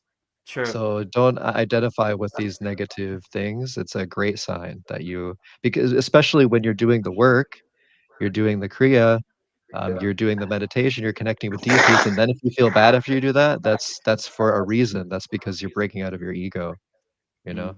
And I've experienced that tons of times as well. There's so many layers to the ego. So it's just like decoding it and seeing it all as illusion. Like, no, Yeah. that's an illusion, that's an illusion, that's an illusion and just keep going. Yeah. So that's all you can do. So And you look for the opportunity to dance with your ego, like I always say, like, oh, you want to make me feel like a coward today? I got something for you. Where's my Kriya toolbox? Like, okay, Patanjali's 9 emotional release techniques. Okay, well that doesn't work. Let me try something else. So, we have. I was counting how many classes we have. We have over 100 classes. So there's some technique. It's definitely going to get you through the day. And anytime, because like my guru said, every day is a test as a yogi. So you're like, oh boy, here it comes today. My Kavachum shield mantra's out, but they're coming today. Every day they're coming. Yeah. So Every day. I got something for you, ego. Oh, you think you're funny today, making me feel like a coward? well, I got some for you. My foot is going right to your ass tonight, you know? So, so you look for that opportunity to dance. Like, that's the best you got? You ain't got nothing, you know? What's that? That's nothing. I eat that for dinner. That's kindergarten. I'm in university. I'm a real Kriya yogini. Coward? What's that? I don't even know what that means. That has no meaning. Those are lower emotions I've already overcome in my life. Like, get out of here with that fake story, you know? Yeah, I the, was the, doing. Sorry. the ego is a liar. So see him It as a is. liar. Like, liar. Liar. I'm not a coward. Liar. You're a liar. Liar. You're a liar, you know? I don't believe anything you say, ego. Like, that devil on your shoulder. Dead. But what Brian said is true. The ego fights. It doesn't want to die. It loves your lower emotions. It's like tasty food. It's like a good cake to the ego, to eat. So it doesn't want to die. It doesn't want to dissolve. So it's gonna fight. Like, it's gonna fight really hard. So It is fighting hard. Like, yeah, you got to dance with it. But it happens to all of us. Even in my case, as far as I've gotten on the spiritual path, it still pops its head in every once in a while. It still tries to lower my frequency. It's still there. It's high, like Krishna says in the Bhagavad Gita. It's always hiding behind that tree over there. So it's around. It's looking for the opportunity to come in. Like, hey, you feel low today? Let me come in and dance around. No thanks. Stay outside. My guru used to say, if God wants to come in your house, don't leave him outside in the cold and rain. When the ego wants to come in your house, leave him outside in the cold and rain. So leave that ego outside. Like, I don't believe anything you say. You're a liar. yeah, I have been doing that Kali mantra, and Mm, I don't know. I feel like love coming through me, but also power. But I don't know. I feel a lot of love from that mantra, so I'm gonna keep yeah. doing it. Yeah, Kali is the divine mother, and she's the fierce warrior. So depends which one you attach to. So you could see it both ways. Like, if you need that ferocity in your life, it's there, or if you need that divine mother, it's there too, you know. Because some Yeah, people, like Brian said before, you need that inner power, that strength, that ferocity to break out of your box. Somebody like me, I need less ferocity and ego and power. I got to go the humble way, because if I start going down that way, it's over. It's a super fire, right?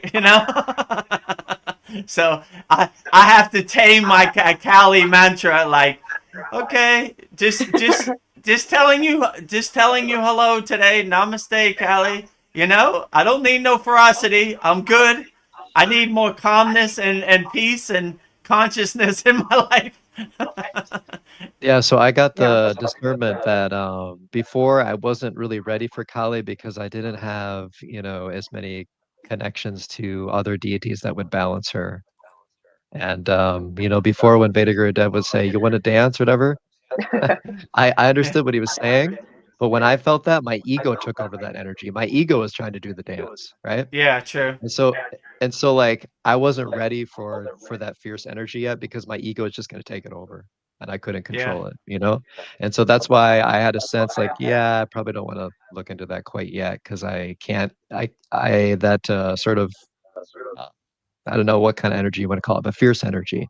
yeah, fierce. Very strong energy. I wasn't quite ready to be able to balance that. yeah, Um, but my intuition is that since I have cultivated a certain level of stillness and connection with other deities, they now allow me to counterbalance that fierce way and utilize it in a way True. that's beneficial for my focus. And I didn't like jump in or anything. I've been devoted to Durga for some time as well. And that's sort of like a stepping stone to sort of open that energy.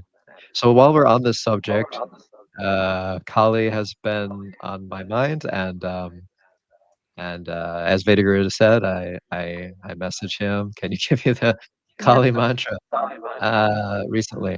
So I've been looking into Kali because we talked about her before, right?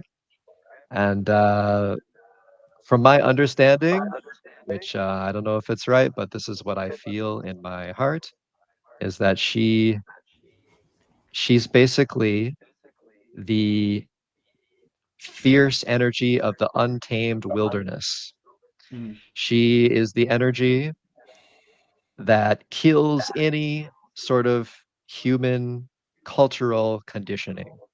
She has her hair out free. She has skulls around her. And from what I understand, the skulls are symbolic for your ego. Mm. And I heard Sri M say that so reality is actually not just beautiful. We like to see as goddesses as, oh, they're beautiful. Only things that are beautiful are divine. But that's not true. And if we say that, it's only emotionally bypassing, is how I see it. If we want to look at true reality, we have to look at both sides. And Kali, if you can embrace Kali, you are able to look at both sides because it's easy to look at beauty, but it's not easy to look at that other form that we view as dark. Mm. But if you look at the energy of the wilderness and nature, it does not kill out of spite. It kills out of a deep notion of survival. And and I feel like that is the energy of Kali, and I feel like it's been misrepresented, by in more recent history of people, uh, trying to use Kali in the wrong way and humanizing it and personifying it in a perverted way, basically. And so I think for me, how I'm in my realization of Kali is that she is this untamed wilderness energy that is not forgiving. If you go out in nature and you don't know how to survive, it's going to be really difficult, you know? And so nature is very fierce, is very ferocious, because it's all about survival. But the good thing about that is it has no imagination to create an ego around itself.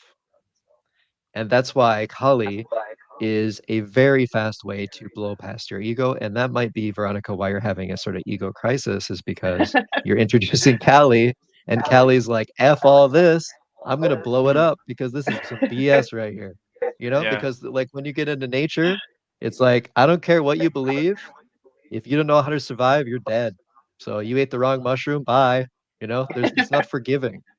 Yeah. So this is the energy of Kali, and it's beautiful in a way because there's no ego, and it's completely untamed, it's completely wild. Um, and what we do is we condition ourselves as we get older. And I can reflect on my life and realize when I had that Kali energy and I didn't know how to handle it, I sort of felt like I felt free. But at the same time, other parts of my ego were saying, you should feel guilty about feeling so free. You should feel guilty. Other people don't feel good about you feeling so free. Or something Mm. like that. And so the ego tries to always creep in and tries to tame the energy, the Kali energy, right? And so if you're introducing Kali in your life, you probably need to expect it to blow up some things for a good reason, because that ego is she's going to cut off the head of that ego Mm. and not let it breathe, and she's going to basically cut through you until there's nothing left but the true essence of you. So that's my realization of Kali. Yeah. Well put, Brian. As far as deities, demigods, ascended masters, um, some of them, such as like Jesus and Babaji, are like actual historical figures, and some of them might be mythological. Like, do you think these deities and demigods or whatever, what have you, were actual beings, or or what is it? Aliens. They are. That's my answer for everything. Love it. I mean, it's hard to say, like, if they're real or not. I mean, I don't know. It just, if they uplift you, that's probably the best thing. I would say, like, whatever energy they carry, that's more what I focus on. Not like what is their physical form, I would say. So if I mean, they're all real to me, I'll say it like that. So they all have Shakti and power and divinity that makes me feel good and uplifts me. So I would say it that way. So whether they're physical on planet Earth or non-physical, they carry the same energy for me. They're a Right. part of you, or a better put, they're part of your higher self. True. Right. So because if we say they're part of me, it's kind of like ego, like an individual form, but it's not like we shouldn't Right. look at it as an individual form. It's just they put them like this because they're energies that you can't define in a simple manner. For our human mind, it's very difficult to perceive that.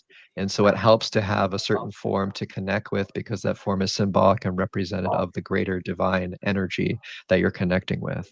So don't get confused about the form. Just because Hanuman's a monkey doesn't mean it's just an animal or something. This is just a symbol. So Right. but we think things are real because we're viewing with our five senses, and we think that, and we project that everything is like that, but it's not. The five senses are very limited, and this is all illusion of separation. So yeah, everything is in us. I get into that because of all this stuff, the Christian stuff, the coming of the Messiah, different theories about what is the evolution of humankind, like what is going to happen. I know, like, essentially it doesn't matter, as long as we just do, what feels right for us. Everything is kind of just going to work itself out. But I like to theorize about that type of thing, and I'm just like, I want to know, what's going to happen. Are we going to see gods here on Earth, and do they once, inhabit the Earth? These giants and stuff that they talk about, all those bodies that they found, and such an interesting world that we live in, and I like to try to just figure out what's really going on. The mind will never figure it out. Yeah. True. That's well put, Brian. Because you're just looking at forms. They're not real. So if you're just waiting for the giants to come out of the ground, it's it's not real, So it's like a movie.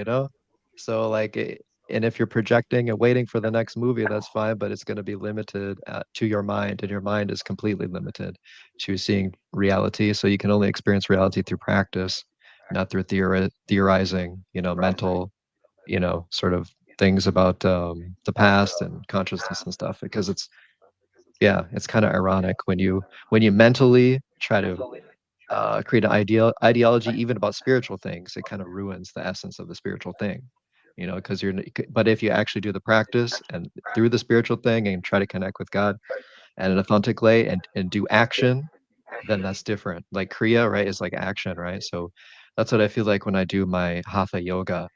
It's like a very profound thing, because my action has an intent towards God, even though it could be a simple movement or something. That entire movement has a connection and intent towards connecting with God. And so even though it's very simple, it's hard to, the mind just thinks, what, you're just stretching. What's the big deal? You know? But it's because it seems so limited, because that's just the mind. But if you get beyond that and throw that out of there, it's a very profound thing that you're doing. Just take simple actions with an intent towards connecting to God. And that's how you know the truth. Mm. Well put.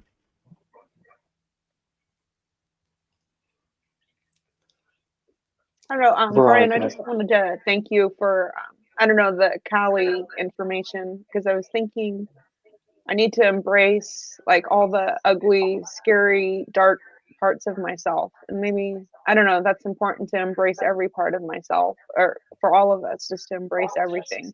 Because I think we just want to embrace the good parts, but I have to embrace everything. So I don't know, you So helped me. I was just gonna say, and you often when you talk, you say, I don't know, and I want I to say, know, and I you need to do know, stop you that. do know, you do know. But that's okay. That's fine. But it's just like I represented because if you just imagine like when I was younger, to feel better because I had a lot of anxiety, and I just had like the realization when I was younger, just be like an animal. Don't think like an animal because they can't think, just be like an animal. And if you imagine an animal, they would never say, I don't know. yeah. They would just act to survive. They would just act to be, right? And so like that used to help me is just imagine I'm an animal. And when I have recently been connecting with the energy of Kali, it's like that as well, because this is the untamed wilderness. Just imagine that part of you that has no conditioning whatsoever. If you had no conditioning whatsoever, there is no way you could even say, even fathom, I don't know, because you're just so focused Yeah. on what you are. There's no doubts whatsoever. You're just completely immersed in living.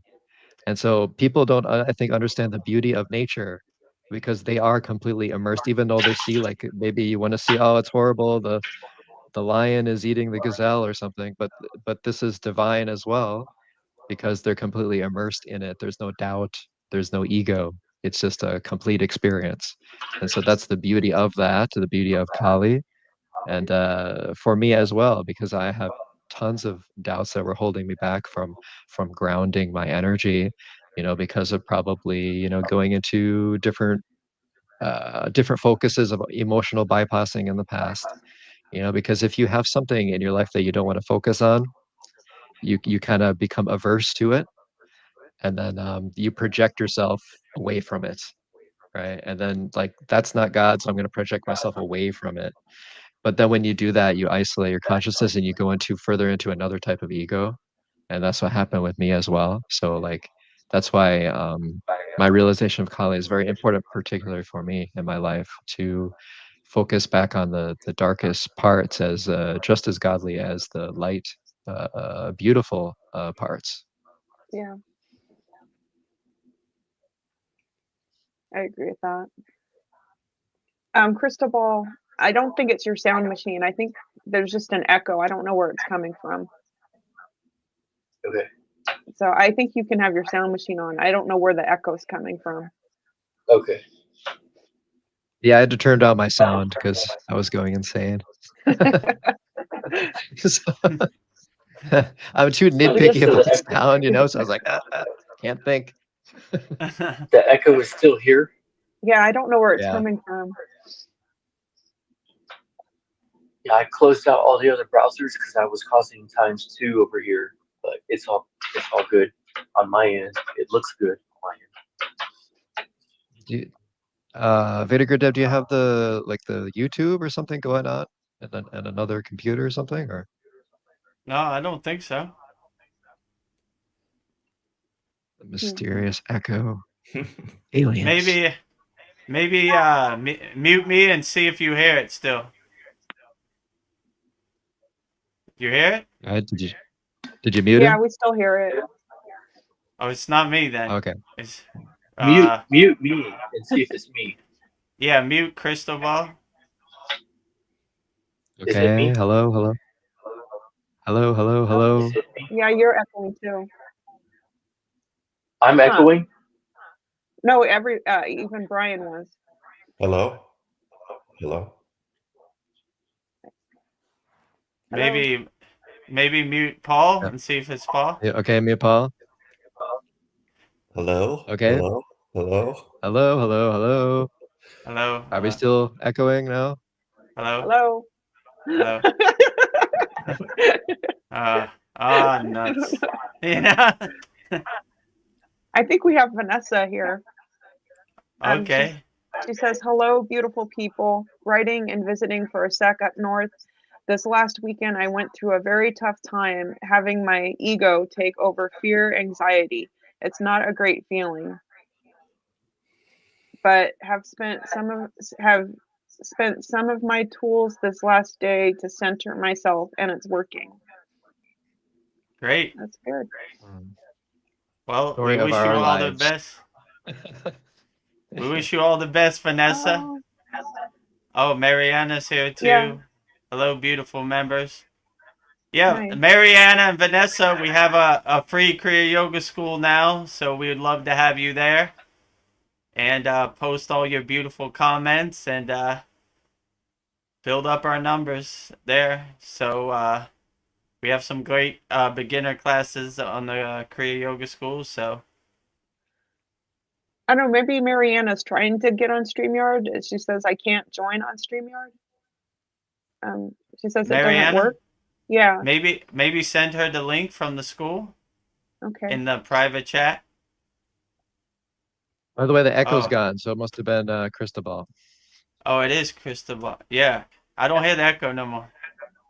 Oh, Oh, it's I Now we see do. it. Yeah. Here. Oh, now we know who the I culprit jumped, is. I jumped on for a new connection, so maybe this new connection is all clear. I think we still hear it. Yeah, the echo is somewhere on your side. I don't know how. Guess you're wearing headphones, right? But I don't know. Yes.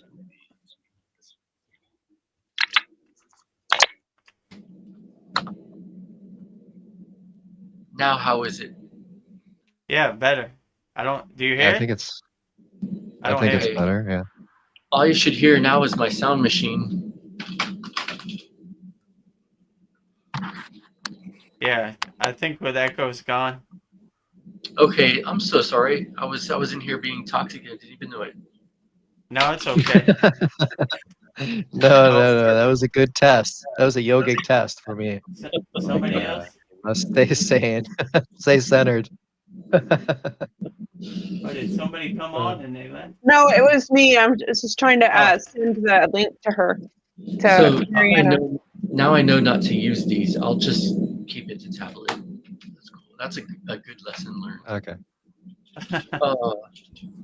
Veronica, when I got smacked out of the air like a fly at that last place I worked at, I really didn't know.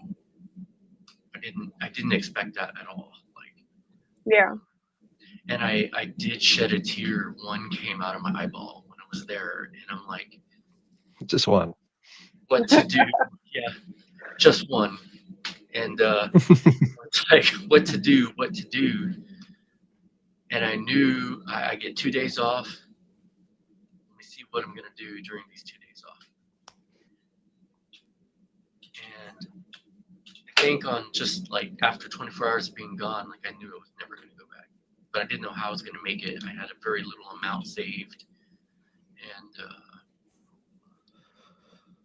and I started getting offers, for a new job. It happened fairly quickly, and then I'm like, wait a minute, if I keep doing the same thing at some other place, the same thing is going to happen. So I talked about it with my mom, and we're like, you need to remote work, and maybe I have some time, not a lot of time, but I have some time to like pick up some skills and do some things that I've always wanted to do. And then lo and behold, on the other side, there was like some time to do, some Kriya school while you're off, and get back in the gym and work on the Yeah. soul sack and monkey mind. And I'm seeing some limits. Like the reason I do have trouble sitting still for a while. My monkey mind's pretty bad. But like the solution was kind of all there. Like Paul said, actually, doing your mala will help you sit and focus, and it like almost instantly. And then all of a sudden, a couple of work opportunities came up that were just kind of these third-party, non-payroll type assignments I could pick up. It turned out to be just enough to pay what I need to and stay in the school game and really keep things going. So I'm really happy to have enough. All of a sudden, I turned in what I was supposed to do today. For the second one, I have 2 little gigs that kind of pop up randomly throughout the week. It will look to be like 3 or 4 days a week, but not take all day and all my energy. And these are things that I couldn't ask for because I didn't know how to do it. I really didn't know. I really didn't have a plan, but I knew I couldn't go back, and what I needed to replace it with needs to be like from somewhere deep. So I really need to dig on this one. And I found myself, I'm in school a lot. I'm seeing people's posts, and I kid you not, for like almost 14 days, I've done a live holy fire ceremony. It's music to me. I just love it. Like that there's not going to be one tonight is so sad. So I guess I have to get into class now. That's next. But I added malas, Sunday evening, every day I do my mala, and now I get to add some lessons, and it's really different. A whole lot has cleared up. I think it was like just, I don't know. I can't really say. I just didn't plan anything, but here I am, surviving, and getting better. That was definitely like a jump, because I could have gone back and let people stomp and laugh and talk and do whatever they wanted to. I could have, but like actually the way I felt, like was like there's no way I can. Like finally that like sank through, like kind of really quick. Was like, man, there's no way I can. And not only that, but I can't do it again somewhere else either. Like the same kind of job, these customer service experiences. Like I might have, I might be getting ready for something different here.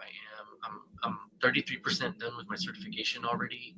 I feel like that was kind of slow. So I'll start the next one, tonight. And like these things are going faster. It's snowballing.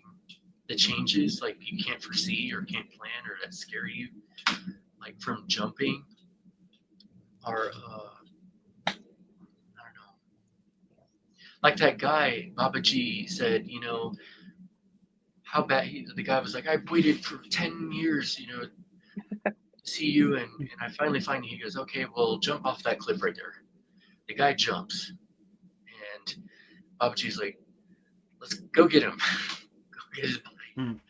And then he brought him back to life, and he's like, without question, you did what I told you, so like you're perfectly welcome to be here. And so the guy got what he wanted, I don't know. It's just like there's an element of like randomness, like faith, I guess you could say, or something like that things will solve themselves. There's more than one solution out there. There's a bunch of them, and whatever it is that is scaring you or making you miserable, like one guy I follow for advice on YouTube was like, he said just a few days ago, and one of the last quotes I put in my notebook right here was, where's your effing rage? He's telling us, where's your effing rage? And I thought, that's really good to know, like fire, like where is that? Because that's like what we need to have some of it, not to be mean or angry or to throw things at people, obviously, but like that passion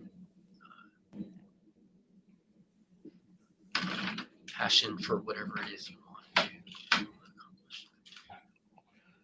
I'm gonna turn Controlled and contained in. passion. A little late for me here. All right, Paul. Are you leaving, Paul? See you again. Yes, I'm gonna think up some questions for next Satsang. So I will. Okay. You don't waste any time. No. No. He's like, Good night. good All night, right, Paul. see you, Good night. Paul. Good night. Good night, Paul. Bye-bye. You going to sleep? I guess he's going to sleep. What did Vanessa say? She said, I bet it's nice and warm in Thailand. Currently where I'm working, it's minus 30 degrees Celsius, minus 22 Fahrenheit. Need a holiday someplace warm, LOL. I forgot your name. Great job on your progression. Thanks for sharing. Cristobal. Cristobal. Yeah, so in Thailand right now, it's about 90 degrees and 85 at night. So it's always summer in Thailand. So it's always nice and warm. So when you want to unfreeze your body from the Canadian freeze, the cold, come to Thailand. Thaw you out Go to the nice and north, good. though. Don't go to the north of Thailand, though. It's It, horribly polluted already. So oh uh, really? Where go where to the you're at? south. Yeah, it's already polluted. So usually this doesn't happen, but it started becoming a little bit polluted even a couple weeks ago, and now it just keeps getting worse. But thankfully, I'll be leaving soon. I'm going down south. So yeah, so I'm escaping for a little bit. Yeah. Where will you go down south? Well, that's classified Okay, all right. because Never mind. it's my wife's hometown. But yeah, I Oh, will go down there. We will. okay. Yeah. So and then we'll do some other traveling. So yeah. So but yeah, just don't come to the north. It's not great here. This time of year, it's a top 5 and most polluted area in the world. So yeah. Mm. But yeah, definitely down south would be fine. Sure. Are they burning right now or not yet? Yeah, Or they're they burning. Yeah, oh yeah, burning, that's why. Yeah. yeah. Well, sorry about that. What else did Vanessa say? Oh man.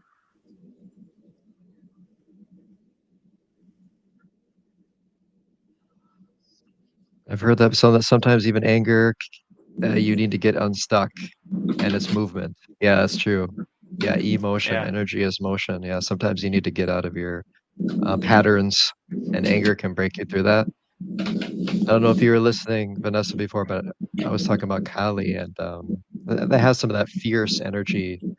Um, but I was saying, like, since I've done Kriya yoga for some time, I can sort of handle that fierce energy. I can I have enough stillness to sort of utilize it in a positive way. But for some people, if they don't have that, that might actually be counterproductive because if your anger is being channeled into ego, it's going to cause more suffering. You're going to be like, oh, I'm gonna get back at this person. Now I'm going to seek revenge on this person. Now I'm going to tell him how he's not right. And it kind of expedites the spiral, maybe. And so maybe you go to you go to square one quicker. But yeah, it can also be an issue if you're not able to balance that. But if you just do your practice and then you feel that fierce energy going through your meditation, then that's probably how you could utilize it. So it just really boils down to a fierce focus of seeing your ego and being like, there's no way you are going to trick me into illusion, ego. I see you, and just have that fierce focus energy. And so I think that's the best way to utilize that. Yeah. Well put, Brian. Yeah, Vanessa, also we started a free Kriya Yoga school. Free kriyayogamasterclass.com. You're welcome to join us over there. We're all over there.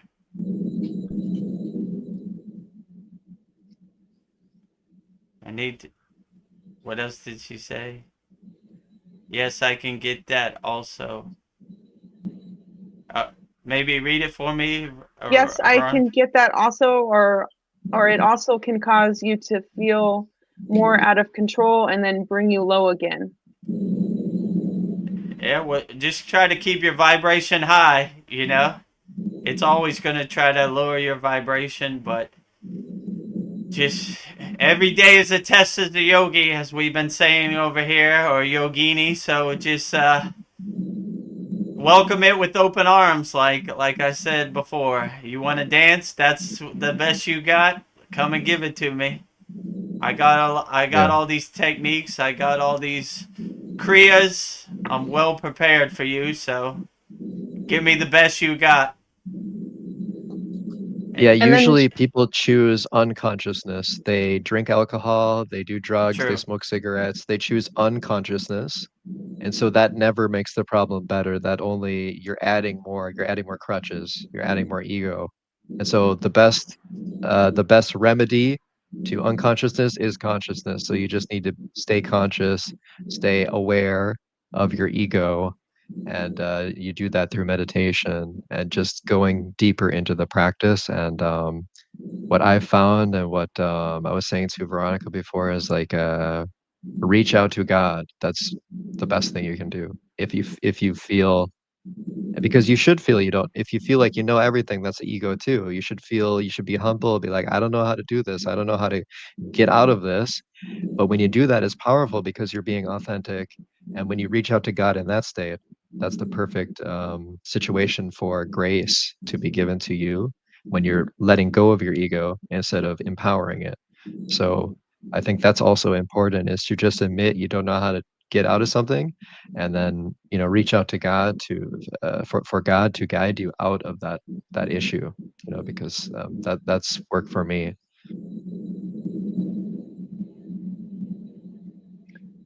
Then she says, I need to work on that lately. I will definitely be trying that this week. Thank you. This week, Brian. Thank you. Thank you, Vanessa. Okay, that's wonderful. I just may do that. And then let's say, yes, thank you, Brian. Hearts. Hearts back. We love you wholeheartedly. We love you wholeheartedly, Vanessa. And we'd love We you a did little this bit exercise more before. if you join our Kriya Yoga School for free. Yeah. Yeah.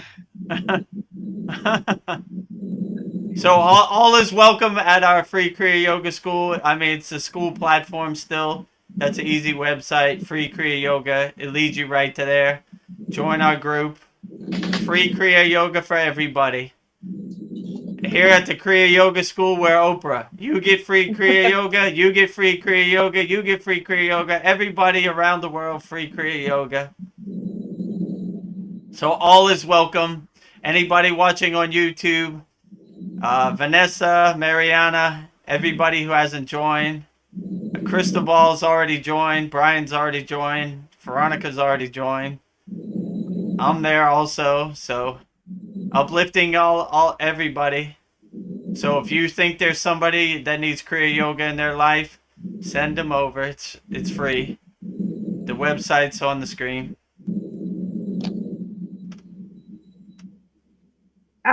Mariana, if you're still watching, the link for StreamYard's on the message board. If you can go ahead and try that if you're still here. I don't know, maybe she'll try. Did you have a crystal ball? What did you mean by where's Ved Mooney? Oh, I was just wondering where if he was going to show up or not. Oh, I don't know. I sent him the link, but he's on his own time.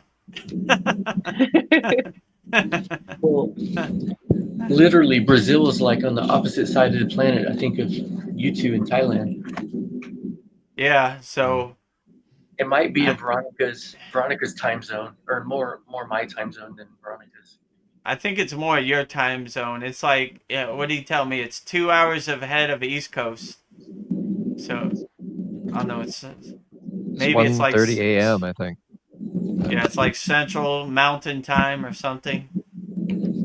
Oh yeah, it's really late. So that's probably why he's probably sleeping right now. Ved Mooney is fast asleep right now. Yeah. It says in Brazil it's 1:31 a.m. So it's late for him. Yeah. Yeah. Well, I'm grateful he did come for that the last couple ones. I'm grateful he came for that. So. Yeah, maybe he'll keep coming. I send him to him every week, so we'd love to have him. And Ved Mooney, if you're out there, join our free Kriya Yoga School. Tell a friend. Yeah. I think we adopted him. We need more Ved Mooney. Yeah. Oh, maybe the next one. Yeah, maybe the next one. Yeah. I think I'm going to go do my other stuff tonight, guys. Okay, it was great having you. Yeah, thanks for Great to see you everything, again, Cristobal. Cristobal. I'll message y'all later. All right, take care. Have a great night. All right. Hi, See ya. Cristobal. Okay, the wind tunnel is gone. So the echo was him. Yeah. That was a yogic test right there. Yeah. To Yogi. Oh yeah, I don't Yeah. hear the echo anymore at all. Yeah. Well, it's all good. After you get through the ego, it's serene peace. Yeah. That's the test, you know? Peace, peace. Calm. Yeah. I had to turn my volume way down so I didn't hear the echo as much. So, yeah, that's all right. Yeah, these things So, happen. yeah. Yeah, go ahead. Oh, I was just, like we're all born with different talents. Do you think like we're obligated to share those with the world? That's why we have these certain talents that we're supposed to use them to share them with the world? Yeah, that would be the more peace and harmonious thing, just to give wholeheartedly and don't be attached to any money outcome. Just do it. Because when I started to DJ, I never even cared about money. I just loved to DJ. I just loved to put records together, and the rest kind of worked itself out, right? I think if I was too attached to money and that, it would have diluted it. I was just doing it because it was fun and I liked it. So the same thing. What if your artwork inspires people, give it to people and uplift them and help them be better. So Yeah, somebody was I was telling them I just want to keep it. I don't want to sell it. Just like, well, maybe it would help somebody if you shared it with the world. I'm like, oh, well, then I could do that. I don't know. There's this part of me that wants to keep it to myself. So, but maybe that's being selfish. It's just about balance. You have to Yeah. have boundaries too. And Yeah. if you just connect with the stillness, you'll know what the answer is, yes or no, because that's what it comes down to, yes or no. And once you have discernment, you know when the right time to say yes and the right time to say no. And I think that's what it boils down to. And you don't have to do anything. You don't have any responsibility. You have complete free will. So, but if you want to evolve, it'd be best to use your gifts to uplift other people, but also understand that people want to leech off of you. Yeah. People want to bring you down. People want to take from you. So yeah, also have to do the dance and be smart about how you uplift people, how you give energy to people. Because you go out in this world with a completely full heart chakra, you might get eaten alive. Yeah. It's like you have to be aware of and embrace the darker energies as well, and know how to manage them or know how to dance with them. yeah. Well, I'm really bummed. Mariana wanted to actually come on StreamYard and it's not working. So I don't know why it's still. Maybe it's your browser or something. Can you try a different browser and logging in? Yeah. Maybe Because it's fine for me. Yeah. down at the bottom there's a button that says invite. Maybe copy that. Maybe it's the wrong link. But isn't it on the school? Yeah, it should be I on the just clicked the one school, on the and I school. just Yeah, she copied it just and pasted it. Oh yeah. yeah, just go So on the school, and I just used the link, so it's working fine. And Oh, yeah, okay. Yeah. I so guess that it's should be not the fine. link. So it maybe it's something with your browser or something. I don't know, your internet or. Well, it's But okay. I don't know. I mean, if YouTube works good for you, you could stay here. It's perfectly fine. We'd I know love to see you on Yeah. StreamYard, but I guess Something's preventing that. sometimes it works, sometimes it doesn't.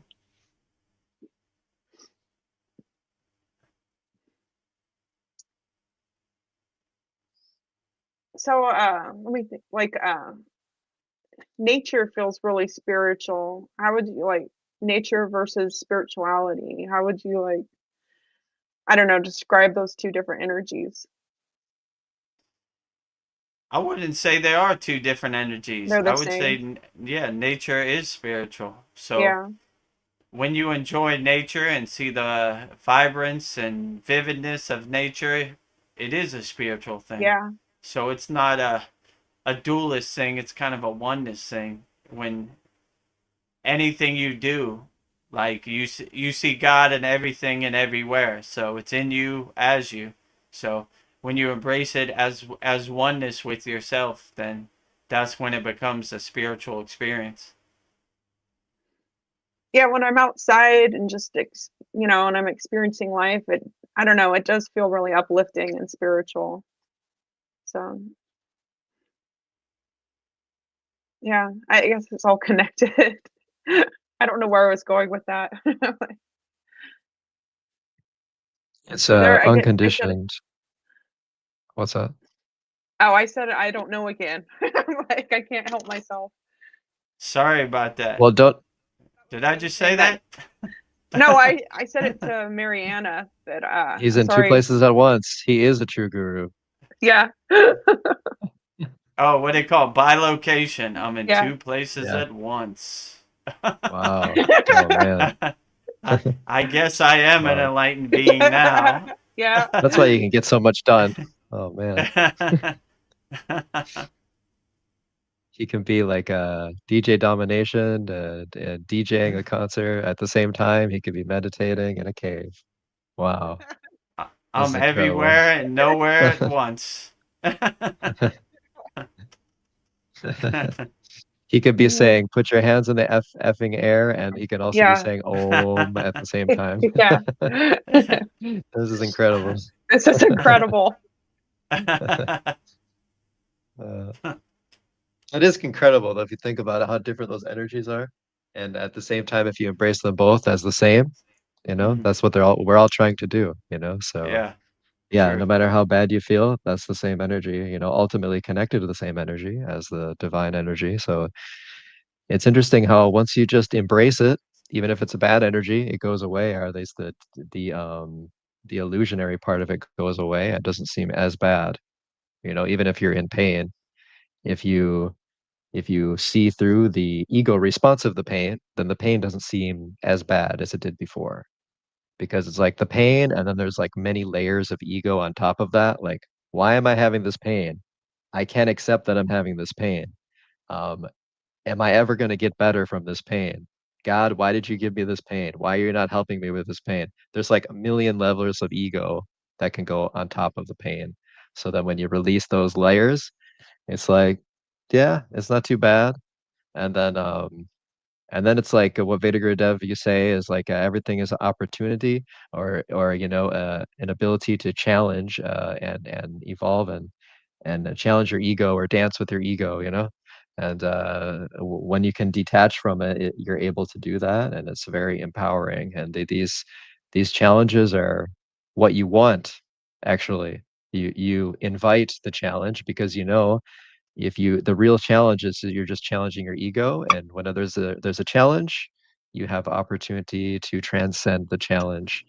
So yeah, so I feel like it's like lifting weights. You want a strong challenge, you lift a heavier weight, you're going to get stronger, and you keep going with that. And you don't shy away from the challenge. You say you want to dance, as a Yeah. famous guru once said. And yeah, that's what you got to do. Oh, I think Mariana's here now. Yeah. Hello, Mariana. Hi, Mariana. Hi. Hello, Mariana. Hi. Namaste. Can you Namaste. guys Good, hear me or no? Yeah. good to have you Yeah. finally live on StreamYard. Something's wrong with my, I don't know. You guys hear me? Yeah, we can Yeah, hear. we could hear you. Oh, okay. Okay. Good. You're live You're on First time what ever number? after a year. On the 32nd weekly satsang. Yeah. Uh, So feel free to share, ask any questions. No, I'm just listening to you guys. You're amazing. I like Uh, satsangs. I would love to be on the class, but it's 9 a.m. my time, and sometimes I'm so tired during the week, and I kind of sleep in, and maybe around 10, 11 I connect, and it's already too late.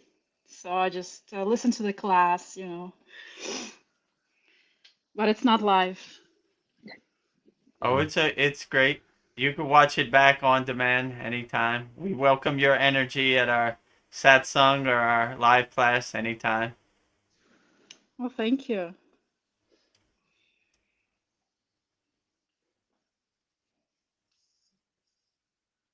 I don't know. This is a question that's kind of off topic, but why do you think that some souls get stuck here as ghosts?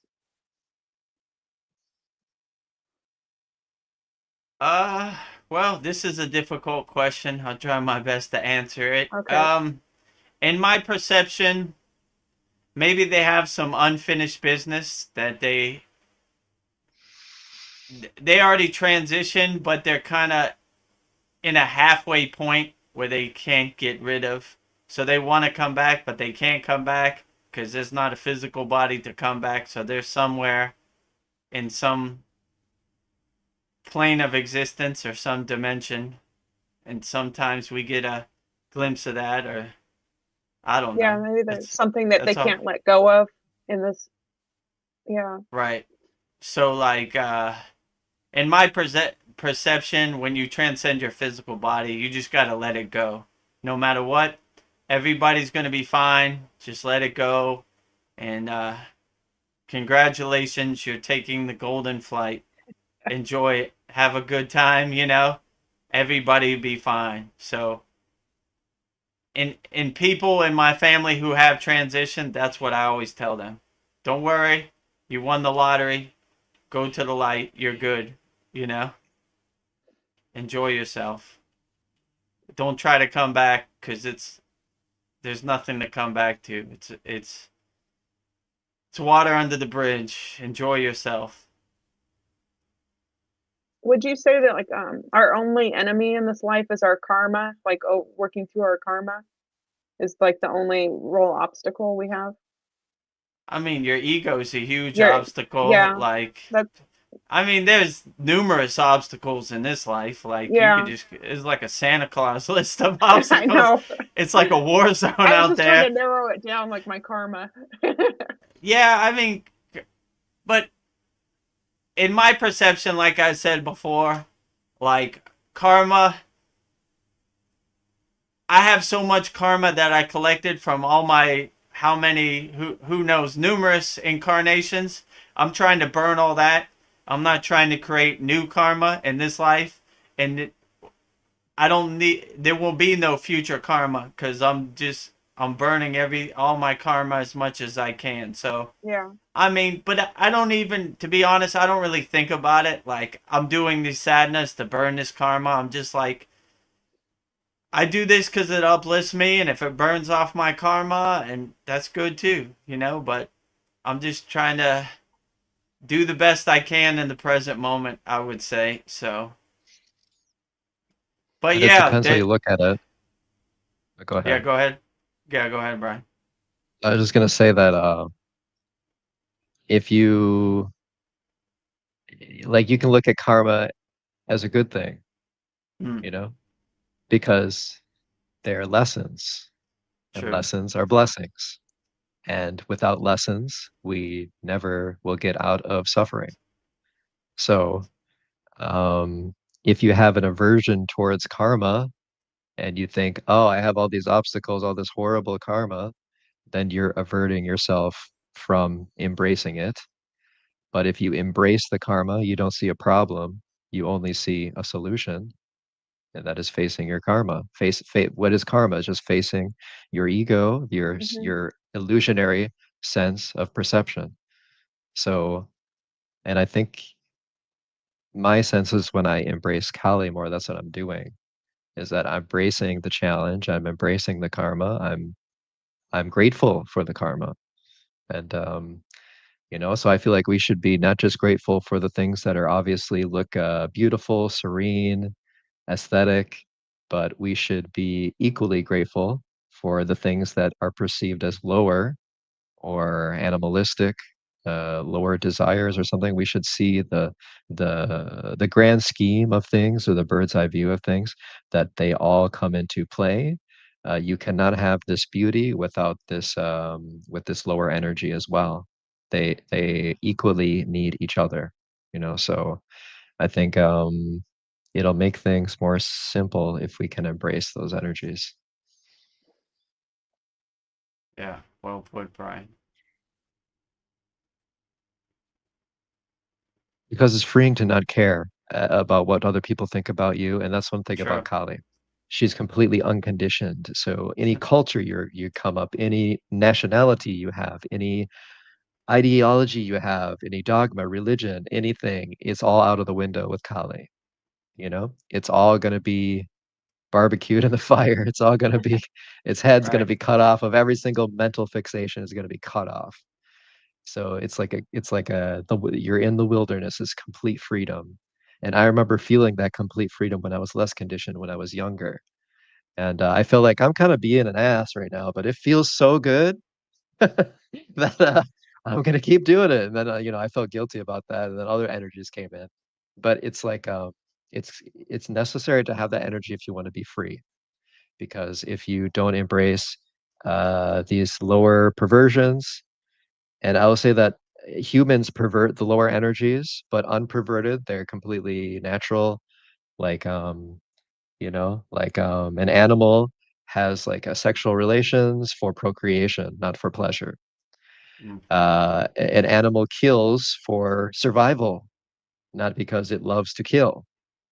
So these are the foundational um, energies that the 3D world is built upon, but also that are part of God. And so you need to embrace those fundamental energies and not get lost by the human perversions of them. Mm. Just because a human is perverting that energy doesn't mean that's a representation of the energy itself. Just Mm. because they're using these lower energies to for perverted reasons doesn't mean that is the energy of God or Kali or something like that. It's well beyond that.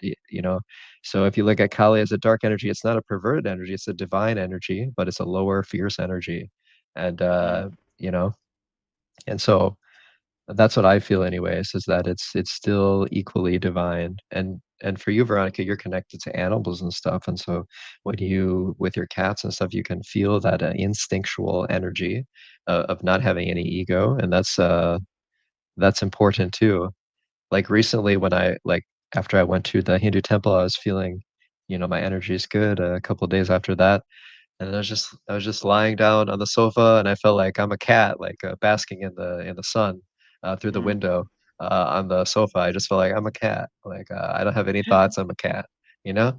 And so you start to connect with that natural, wild, untamed energy, and it's a relief. It's like a release from all this like mental attachment baggage, So Yeah, that's interesting you said that, because the other day I was making eye contact with my cat, and I was like, "Do you want me to give you a back rub?" And he just like walked onto my lap, and I gave him a back massage, but it's like he understood what I was saying. I don't know, like we connected.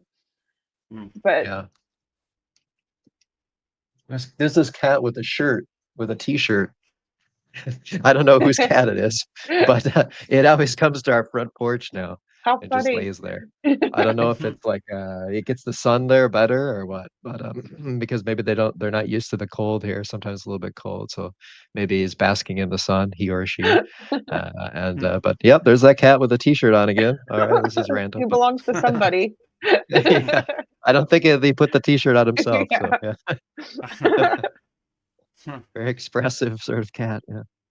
Yeah, I was thinking like the other day, like maybe looking at my life as a work of art, like how I navigate through life, how like my movements and how I interact with people, make it like, I don't know, something beautiful, or, even embrace the ugliness, but just looking at it, I don't know, I guess I'd be looking at it as an outsider, but just kind of, I don't know, how I respond to everything. I was just looking at it as like an art piece, Mm, and that might, yeah, for I don't sure. know. There we go. Like you're navigating the dance, Yeah, You're like that's you're dancing through your art, and Vinegar Dev's dancing through his DJing, and I don't know what yeah. the hell I'm doing, but I'm doing Yeah, some dancing too. yeah, we're all elegant movements. Yeah. Um, Uh, ugh, just it's getting late.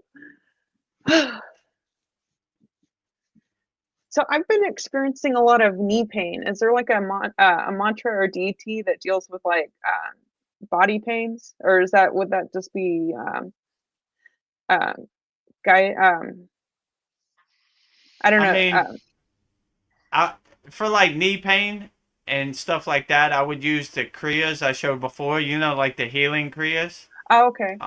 I know it's been a while. Like you know, you rub your hands together and Okay. you blow your prana to your knee and try to heal it. I mean, that's the way the yogis mostly heal themselves.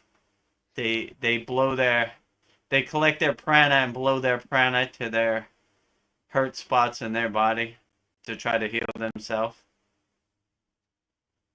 I mean, I would give it a Yeah. try. Yeah. And they use sound too, right? Yeah, they blow the prana and they. I would think what's a good for your knee, because the bijas for the chakras mostly go up the sushumna nadi, like the visible tract, the middle tract of the spine. So, oh, that's a good question. What do you think, Brian? What would be a good thing to sound syllable to heal your knee? Yeah, probably the bija for the base chakra, the first chakra, right? The root The root? chakra, yeah. Yeah, I would say. Yeah, Yeah. yeah, because that's kind of anchoring you, that's kind of grounding you, and it's kind of anchoring you to the low, like rooting yourself to the earth, earthing yourself. So the Okay. root chakra, the is above the knee. So yeah, that bija mantra probably would Brian's probably work right Okay. because it would represent the lower body. I would say like anchoring and grounding yourself to the floor. So, and also, my realization with those lower energies, they do have names of chakras for them, but they're connected to like I believe they're connected to like hellish realms or something. Oh. And I didn't really understand that before, but I feel like I'm understanding it now since I'm connecting to Kali. So I would say Mm. also the deity to connect to would be Kali for Oh. that lower body energy. That's what I'm feeling anyways. That's the Okay. energy that I sort of personally bypassed. And so Mm. if you do your mantra to Kali, you do the base chakra, something like that, that might be appropriate. And Yeah. that brings me to Vedaguru Dev. We talk about Kali, and there's also the version of Shiva called Rudra, which is the god Mm-hmm. of death, right? Right. And I don't know if you have any more like experience or insights with that, like in India, or how they connect with Rudra, because I'm sort of feeling that as well when I connect with Kali. Well, they also say Yama is the god of death. So Oh like yeah, Yama, yeah. Mm, death to ego, like right. the Yamas. So like yeah, not too much. I mean, we mostly focus on a happy, blissful place, so we don't really worry about too much hellish realms. Like I say, if if the tree falls in the woods, did it really fall? So I don't really have no experience with hellish realms because I don't think acknowledge those hellish realms. So I don't know, but it's a good question actually. So Ruja, I don't really have too much knowledge. More of the Shiva form, I would Yeah. say, than that form. But it's probably something I should research. I think it's just if you simplify it, I think it's just the same, just like embracing.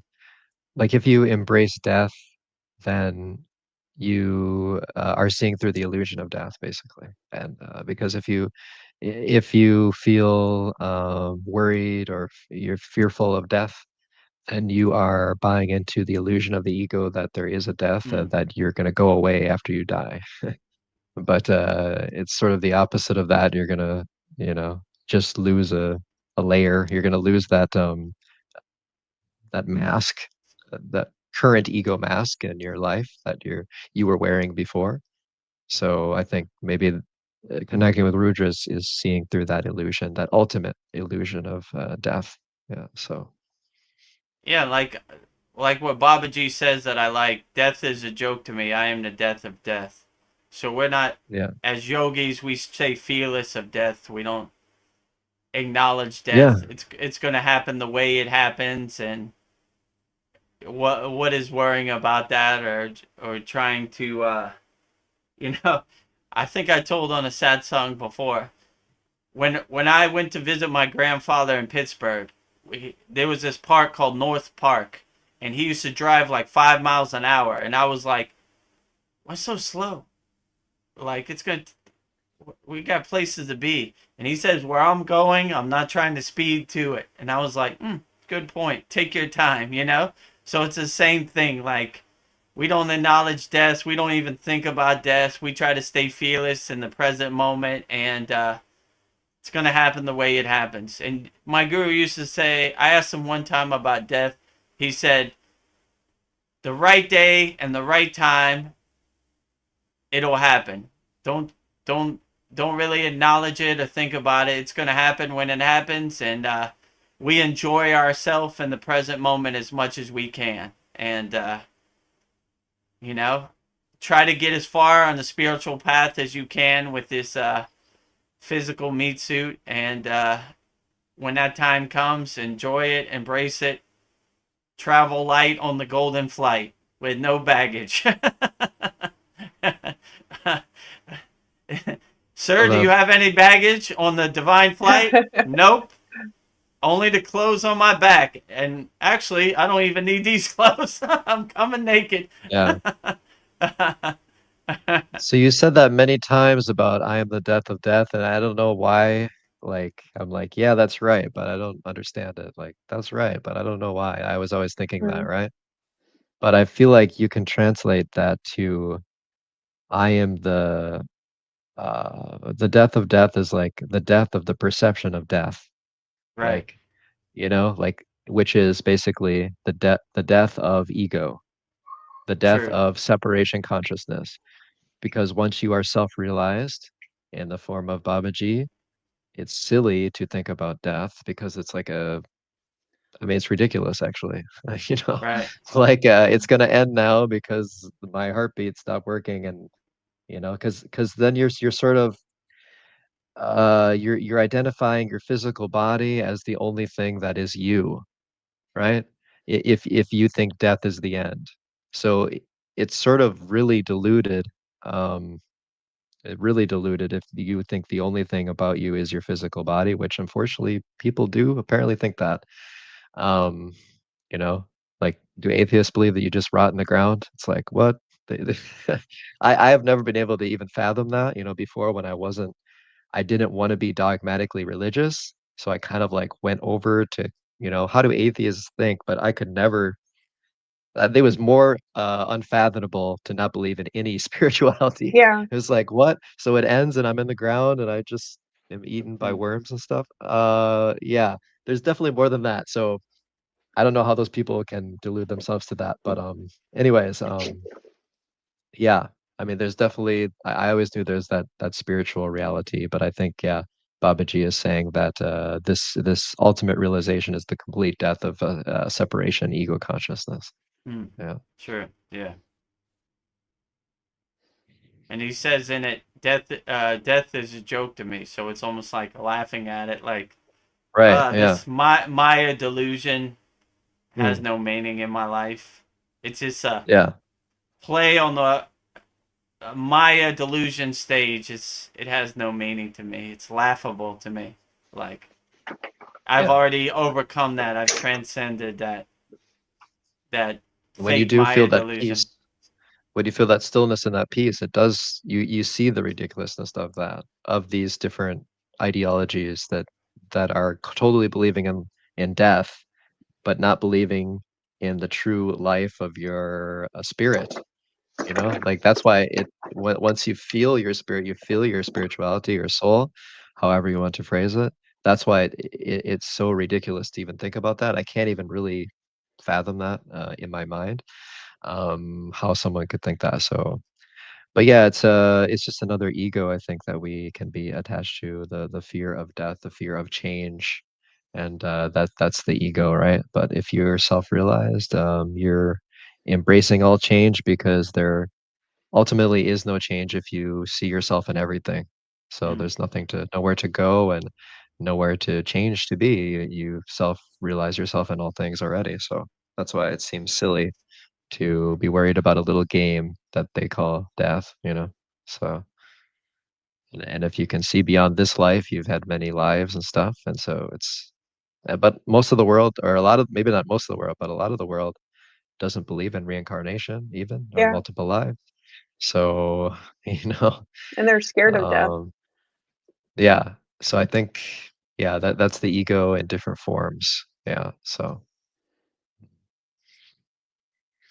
Yeah, people that say that they don't believe in God, it just never made sense to me because something has to create everything. It had to be, there's always a creator. It just never made sense to me. I don't know. hmm. I don't know. We all come from something. I don't know. I don't think we just materialize just instantly. I don't know. That's just my thinking.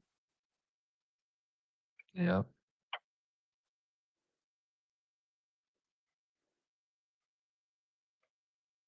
Yeah.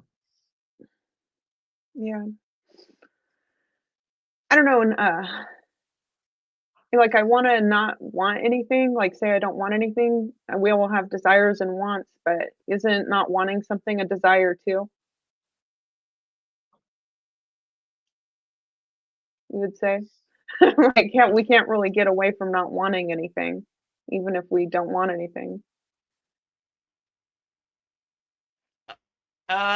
Yeah, well, that's kind of true. Not wanting anything is kind of a desire also. So I would just say instead of not wanting anything, you just kind of go with the flow, like you kind of want to have as less desires as possible and just live in the present moment and be the best yogi you could be in the present moment, yogini in the present moment. And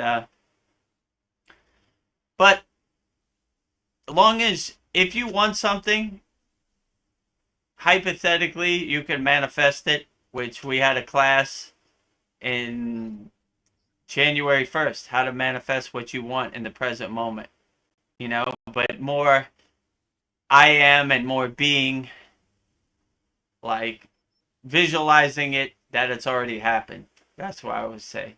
So So seeing that it's already a part of you and you already have it, true. basically, right? Because if you, I so I think when you say desire, it sort of can be misconstrued. But when the ego is taking over the desire, then that's when the issue is, because then you're viewing in isolation consciousness of separateness, of I don't have it now, and I need it to be present. I need it to embrace God, and that's the illusion.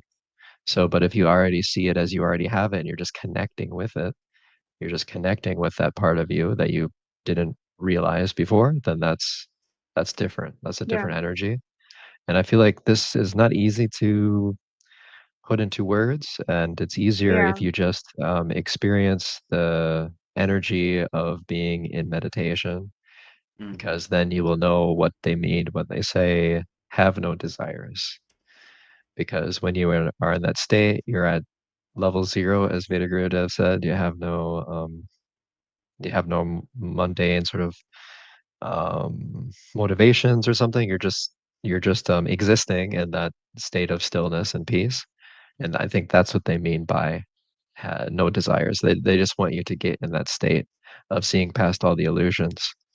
To have a desire to want to develop yourself spiritually and be connected with your practice in deeper ways, that's completely healthy and good. That just means you're seeing your ego, and you know that you can get past it more and more. So yeah, so I feel like you can't just say no desires. It's sort of have to understand what they yeah. mean by that. It's Yeah. about they want you to get to the state of peace in meditation, and then you can understand that. Yeah.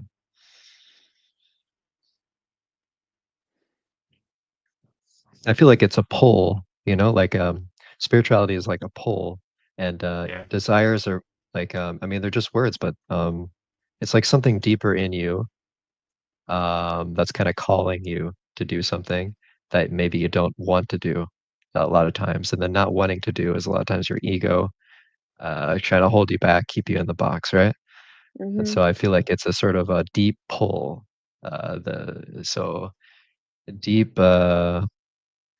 pull. I mean, so I feel like that's a better word than motivation, but yeah, they're all words and we can use them in different ways. But that's my feeling is that we all want to gravitate towards, our true source. And so the ego has got us conditioned to be happily unhappy in suffering in our box. And so it might seem like it's not a natural flow to go towards spirit because of our conditioning and our ego telling us that.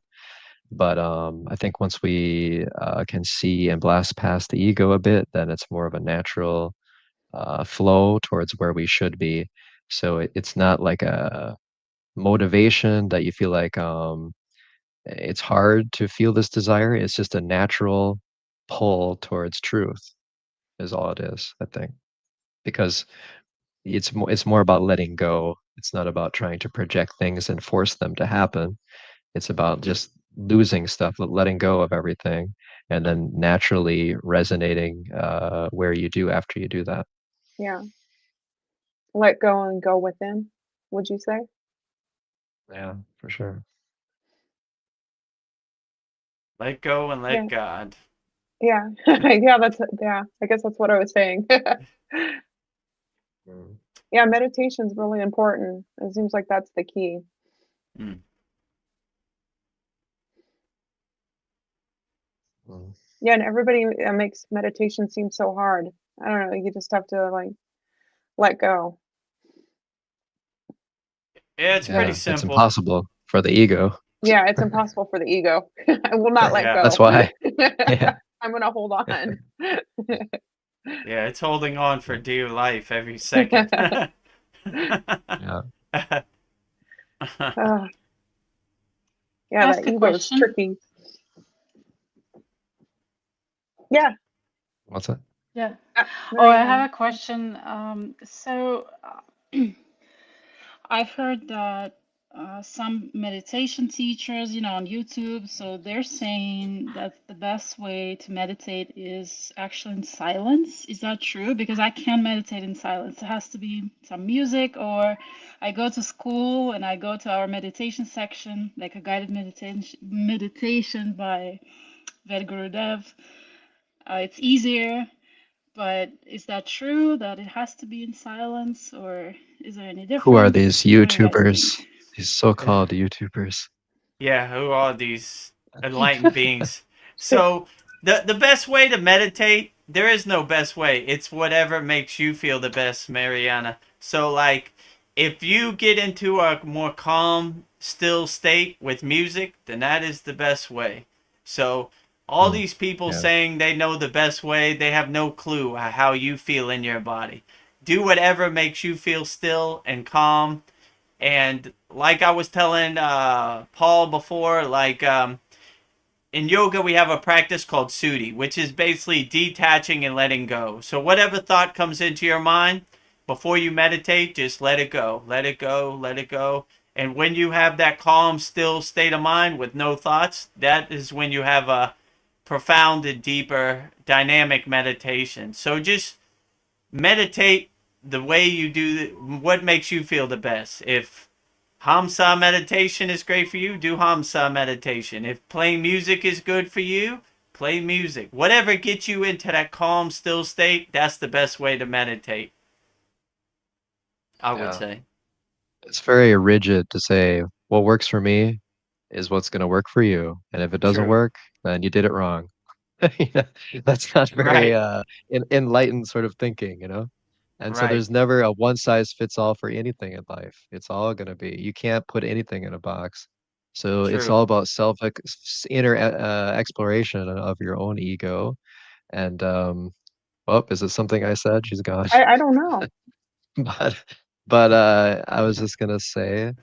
that no one knows the answer but you really, and people can be pointers to that. But in general, for me, it's hard for me to meditate too, and especially when I was starting out. And what I found is that yeah, if I do more action, it helps to ground my consciousness more because I'm a sort of air, sort of energy in many ways, air and fire. And so that's not always the greatest mix if you want to calm your mind. But what I've found is that I need to be engaged with something. I can't just like sit around and be lazy or something. And I can do that, but as a reward for doing action. I if I'm just lazy and I have no intent in anything, then it's going to make my mind much, much worse. So I need to be engaged. I need to be focused. I need to have intention through all of my actions or as much as I can. So whether that's your work can be a meditation. You're focusing intently on getting some work done. That's also a meditation. And hatha yoga is actually very, very important for me, probably just as important as meditation, because that is an action that I'm taking with a clear intent behind it of connecting with God. So for me, that's what grounds me. And in terms of meditation, the mantras are very helpful for that because that's also an action. You're saying it out loud. And for me, when I speak things, I don't know, it manifests some energy when I do it. Mm. It's different than when I'm speaking to myself in my head. If I can say it Um, outwards, it really has a sort of grounding associated with it to me. So for me personally, yeah, that all works is hatha yoga, getting folk have a clear intent and doing mantras and reaching out to God if you don't know where to go or you don't know what to do. Yeah. yeah, sometimes I like the guided meditations where people like will talk like the Purnashuddhi that Vedguru Dev does at the beginning of the class. Sometimes it's nice to have somebody talk you through it. So Yeah, and you yeah, I get like the both. the meditation music, everything that kinda can get you in the state maybe a little bit faster sometimes. So but then, like, when you cultivate it, I think when you cultivate it more, you feel that peace more, so maybe you don't need it as much. But still, yeah, when we do that in the class, we have that meditation, Vedaguru does a voice that does help to cultivate it, and we're all doing it together, and so I think that helps as well. So, yeah, that's all, like, positive, yeah. And so I guess so. Mariana said that the stream kicked her out. YouTube's working fine. So it's very I think it frustrating. might be I think it might be your internet because that happened with me before, when I was traveling and we were glamping, and the connection wasn't very good, and, it would also kick me out of StreamYard, but, YouTube would allow me, so that might be what's going on. It might be your connection. Yeah. Yeah, well, YouTube's fine. If you have a question, just post it Yeah. in the YouTube chat. We'll answer all your questions the same as if you're on StreamYard. So Yeah. your presence is welcome, YouTube or StreamYard, anytime, Mariana. Oh, it looks like we got 3 people watching. So maybe 3 people will post some questions. If you're out there in YouTube land and you have some questions, post them up. Answering all questions. Make it short and sweet to the point. A couple weeks ago, we had a long book answer, which took 20 Yeah. minutes. So, A lot of breadcrumbs leading to Yeah. nothing. so, I know, you're like, "Give it to me." Yeah. Joke. so all those 4 people out there in YouTube land right now, post your questions up. I'm an open book. Me, Brian, and Veronica. We'll answer your questions as best as we can. And if we answer your questions, please join the free Kriya Yoga School. Yeah. Greatly appreciated. It's free, no friction. Tell a friend. trying to help people with Kriya Yoga as much as we can all around the world. So no matter where you're at, Kriya Yoga's for you, man or woman, race, religion, whatever. Trying to help people be the best people they can be in 2025. And you don't know if it's for you or not until you try it. And Right. you're not going to know the true essence of Kriya Yoga until you do something. And Vedaguru Devi has like a mini course, so you can jump in. The mini course is for free. You just need a post or something, right? And then they will allow you to do that in the school community. So there's nothing to lose. Maybe it's not for you, but it costs nothing to try. So why not? At least you could have some knowledge of Kriya Yoga. So you have Right. some kind of Yeah. framework of what it is. What are the 5 folds of Kriya Yoga? There's a video. Who am I? How did I get the name Vedguru Dev? Who's my guru? What is Mantra Diksha? And then, like Brian said, there's 7 mini courses, which were selected by Brian. He thought those would be the best to uplift Oh, people that are give new me on all the. the pressure, all the credit. Oh man. I give Brian all the credit. I take no credit. Take no Uh, responsibility. yeah. All So, me. If it goes bad, it's all me. I take it all. Okay. Babaji made me do it, so. I mean, how can it go bad? So, yeah, there are really good classes in there that seven great classes that are easy for anybody to do. You know, if one of the asanas is physical straining, like the serpent pose, there's a lot of asanas that anybody could do. The corpse pose, lying down on your back, standing shavasana, 0 relax. Everybody can stand or lie down on their back. Hamsa meditation, which is a great beginner meditation, a very profound meditation, and what else we got? Complete yogic breath, Purnasuti, which is great too. So there are a lot of great classes in there, and we have a great interactive community on our Kriya Yoga School, free Kriya Yoga community. Many videos, many uplifting videos. We have a weekly satsang, which you're watching now every Wednesday. So you can interact, and we all uplift each other collectively. So it's a great, engaging community. So, I recommended these yoga procedures because even some of the most simplistic ones are incredibly powerful. And I won't go into it in detail, but I had some sort of pharmaceutical drug poisoning, which has long-lasting effects on my body. And I could hardly do anything. I couldn't exercise for some time. I had to be very, very gentle about everything I did. And if I strain too much, I might irritate a tendon and it's gonna be irritated for a week or longer.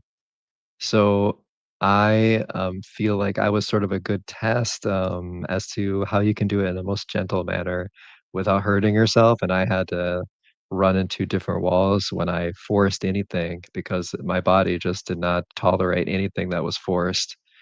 So, um, even something simple like Maha Mudra or something, I forced it too much of the stretching and I hurt myself doing that even, so like, it's important to relax into all of these things and not force your body to do anything and make it a spiritual practice, connecting with God. And then you're not going to have as much ego trying to force the postures or something, when you don't force it, it's very therapeutic, it's very helpful, and you connect with more of the purpose, the true purpose of Kriya, and that's not just to, feel better at a physical level, but at a spiritual level. So, but it kind of brings those both together. You will probably feel better physically as well as mentally and emotionally. So that's why I recommend some of those. And I believe Vedaguru Dev you said so if you get to like the second or third level, you unlock chair yoga, right? So even if you're just in a chair, or something, there can still be benefits, you know, maybe if someone is elderly and they're not as mobile, or or they're in a wheelchair or something like that, you still can use your intent, even in that case, sitting up straight and feeling these energies and doing simple poses and stuff. So yeah, I feel like it's all very powerful. There are other things, you know, like qigong and tai chi and stuff like that, but that some people do for that, and I think that's helpful as well if you have other things you like to do if you're not as mobile. But yeah, Kriya yoga, and in that free school, there's a lot of resources that I think are very valuable. And from the outside, they might not look like they're much, but some of those hatha yoga asanas that you put in there were really powerful for me to like get me out of the state I was before, you know, so Yeah, absolutely. Give it a try. No pressure. yeah.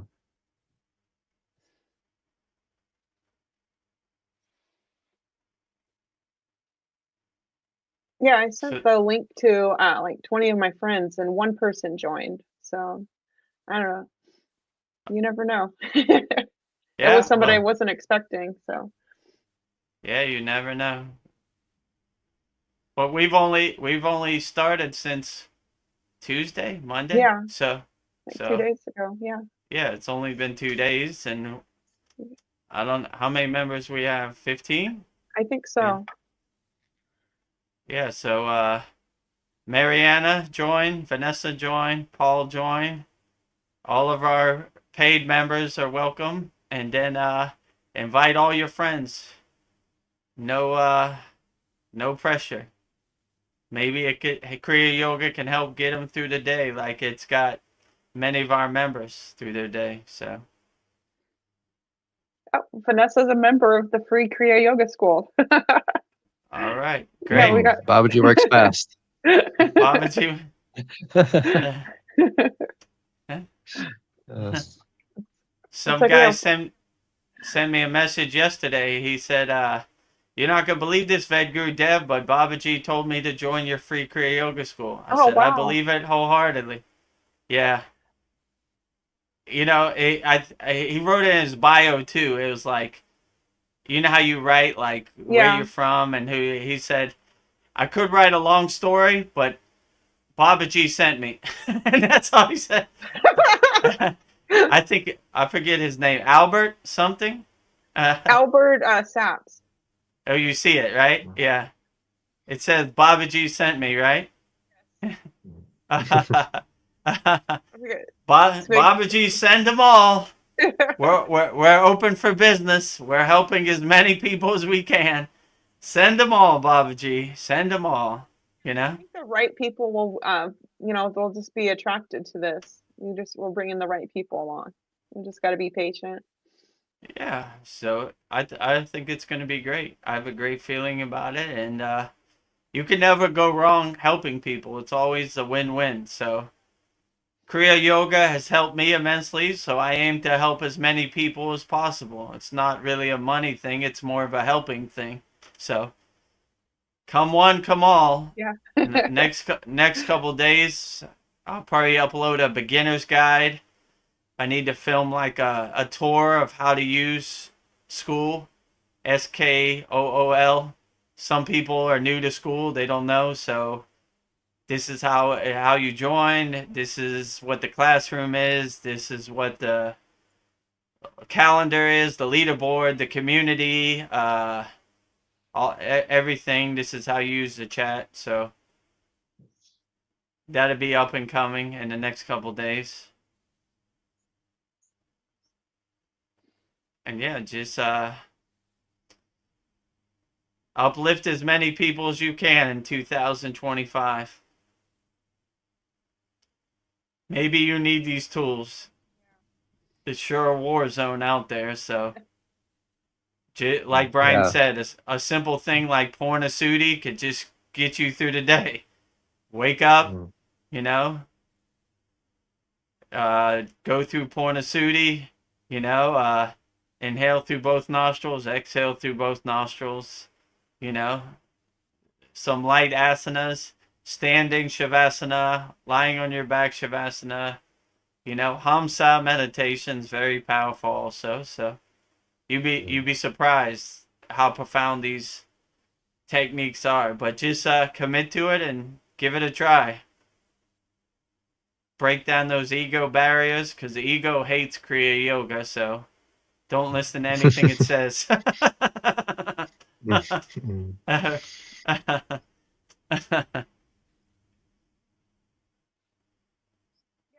Seeing like Kriya Yoga being described as like the lightning path to spirituality, but you still have to do the work. So I think it happens at your own pace, right?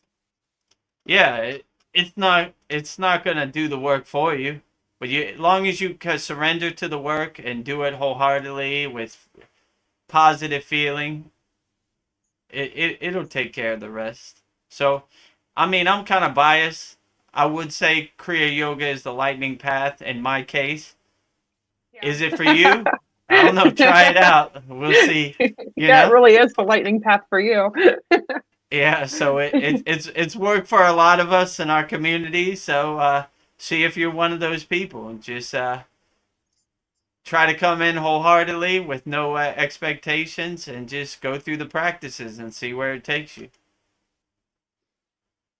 Yeah, it might be the lighting path as much as we have available. There's so much stuff out there, but most of it's not great. No, most of it's watered down and True. not as legitimate as this. And so, yeah, and I can speak firsthand that this is incredibly powerful. But it's not just the Kriya, it's your own life circumstance and how capable are you at doing the inner work and not identifying with your ego and breaking through that. That's based on what your progress is. So if you say it's the lightning path, then if you talk a lot and you say it's a lightning path, that might not be the lightning path because it's Yeah. not always fun. It's not like, Yeah. yay, Kriya yoga. I get to look at my ego again. It's like, Yeah, oh this my is God, painful. this is horrible. Yeah, you might feel like that, but that can be a good sign, because I think just in general, like what Shri M said before, you're just gonna gradually, if you know you're progressing, you'll gradually have a more peaceful, more calm mind, more calm True. mind. But that might not happen immediately, and so don't get like discouraged. Um, you know it's just you might be able to meditate a little bit longer. You might get more asanas, more hatha yoga procedures and postures, and keep going. And if you run into some obstacles, that's normal, and that means you're facing your ego and it's not comfortable for it, but that means you're on the right track. So we have to look beyond this, like this duality thinking of good, bad, good, bad, Yeah. good, bad. It's very one-sided. It's a very blind and illusionary way to look at life. So, but I think your inner self, your higher self, however you want to call that, will kind of, if it's for you, it'll pull you, just as that man said Babaji told him to join. It's like pulling people who are ready to hear the message, right? And how they need to be pulled. I think it's like this deeper inner knowing where you don't know what's going on or why you need it, but you just know you do. Because like when I was there, I was doing the Kriya yoga I was learning was completely wrong. And I was just like, I don't even know if this is making me feel better, but I know I need it. So I kept like Yeah. looking for Kriya yoga everywhere.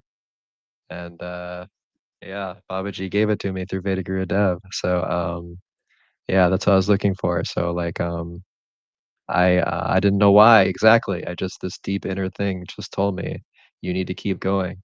Like you looked for a long time. Uh you don't know like where you're going. You're running with a chicken with your head cut off, and this is this is the way to go. Okay. So I didn't know what it was all about, but I just I listened to that pull that was bringing me to it. So yeah. And when Veda Guru Dev held up the sign, Om Yeah. Kriya Babaji Nama Om, and I knew, then I Yeah. knew, yeah, this is legit. No one holds up signs like this. Yeah. This guy, this guy has been there. He's done it. Like, there we go. Here's the sign. I think that's what did it for me too. Like, That was like, he actually has a literal sign. This is for real. yeah, you were like, I have no social Uh, media. I you have got nothing. it printed. Yeah, it's not a digital file or something. Oh man. Any guy that prints a sign is okay in my book. He's authentic. Yeah. The This is grassroots. concrete. This is tangible. Yeah. Oh, man. Yeah, and you didn't really watch Chad's channel, did you, Brian? Open Reality. What? Yeah, You just happened to I be had joined watching it not long before Vedic Guru Dev came on. Like I maybe had subscribed like a month or two before Vedic Guru Dev was introduced to his channel and went on for the first time. Because yeah, I was a follower of Howdy Mikowski. Yeah. Bless you, Howdy Mikowski, and your but I think he's the most respectable person in the soul trap ideology for me. But I'm Yeah. kind of over even his level of that now, and hopefully he can get over his stuff. But that's the thing. It's like the more stuff you create, it's harder to get over it, right? Because you're creating this whole ego smokescreen for yourself, you know. Like, but in his defense, he did, say to everyone, like, yeah, the earlier books I made about Egypt and stuff, I don't know if I should keep selling those because I don't really believe any of that stuff anymore because I changed. And so at least he's self-reflective and honest, and that's what I respect about him. So yeah. But yeah, that's how I was Yeah. connected with Chad. Chad interviewed Howdy Mikowski, and then not long after, I was still searching for Kriya that time. I didn't know why, but I was even my mind was completely skeptical. I was reading the Yogananda book. I'm like, this is I don't know what this is. This is like satanic This shit or is something. I story. don't what's going This on? is When some I magic. don't know. Like my mind could not like fathom it. Like, but somehow Babaji like carried me over the finish line. Like I was the like I was reading it, but I think my subconscious was kind of getting something, but my ego is too much blocking of it. But I just kept going. I'm like, I don't know why I want to look into this, but I do. And now I know, but that time I had no idea, and I never would have guessed I would have been here and Yeah. connecting to, Hindu deities and stuff. But I had that realization as well. When we say Hindu deities, they're not Hindu deities. It's just God, and that's a way through the Hindu religion we can connect easier because there are forms that they give for us. It's easier to research them in this focus. But they were with us the whole time. They're not Indian gods. They're gods for Mm, everyone. yeah. Just different Yeah. people. They see them they have different names for them in different religions, right? They have the Nordic gods, they have different names for them. They have the Roman and the Greek gods and stuff. These are all the same thing, you know? Mm, So like I feel like when you come to that realization and in peace and meditation, then it makes everything much more simple because if you're in the mind, you're like, oh, I got to research the Roman gods and the Greek gods and the Norse gods and the Hindu Yeah. gods, and then I need to research they're all the Buddhism, and same. they're all different. They're all yeah, but yeah, your mind thinks they're all different, but then you come to the realization they're all the same. Yeah, And they're it's all the like, same. oh, that's a relief. Oh man, I feel better now. I don't need to, get a PhD in world religions or something like that. I can just enjoy enjoy the peace of truth and reality of God, Yeah. So I feel like these stories are helpful, but they're all just pointers, and so it's not as powerful as if you just you do the work, you do the kriya, and then you reach out to God, and that's where you understand the truth. You're not going to understand just from books. The books need to point towards something, and they point inside of you.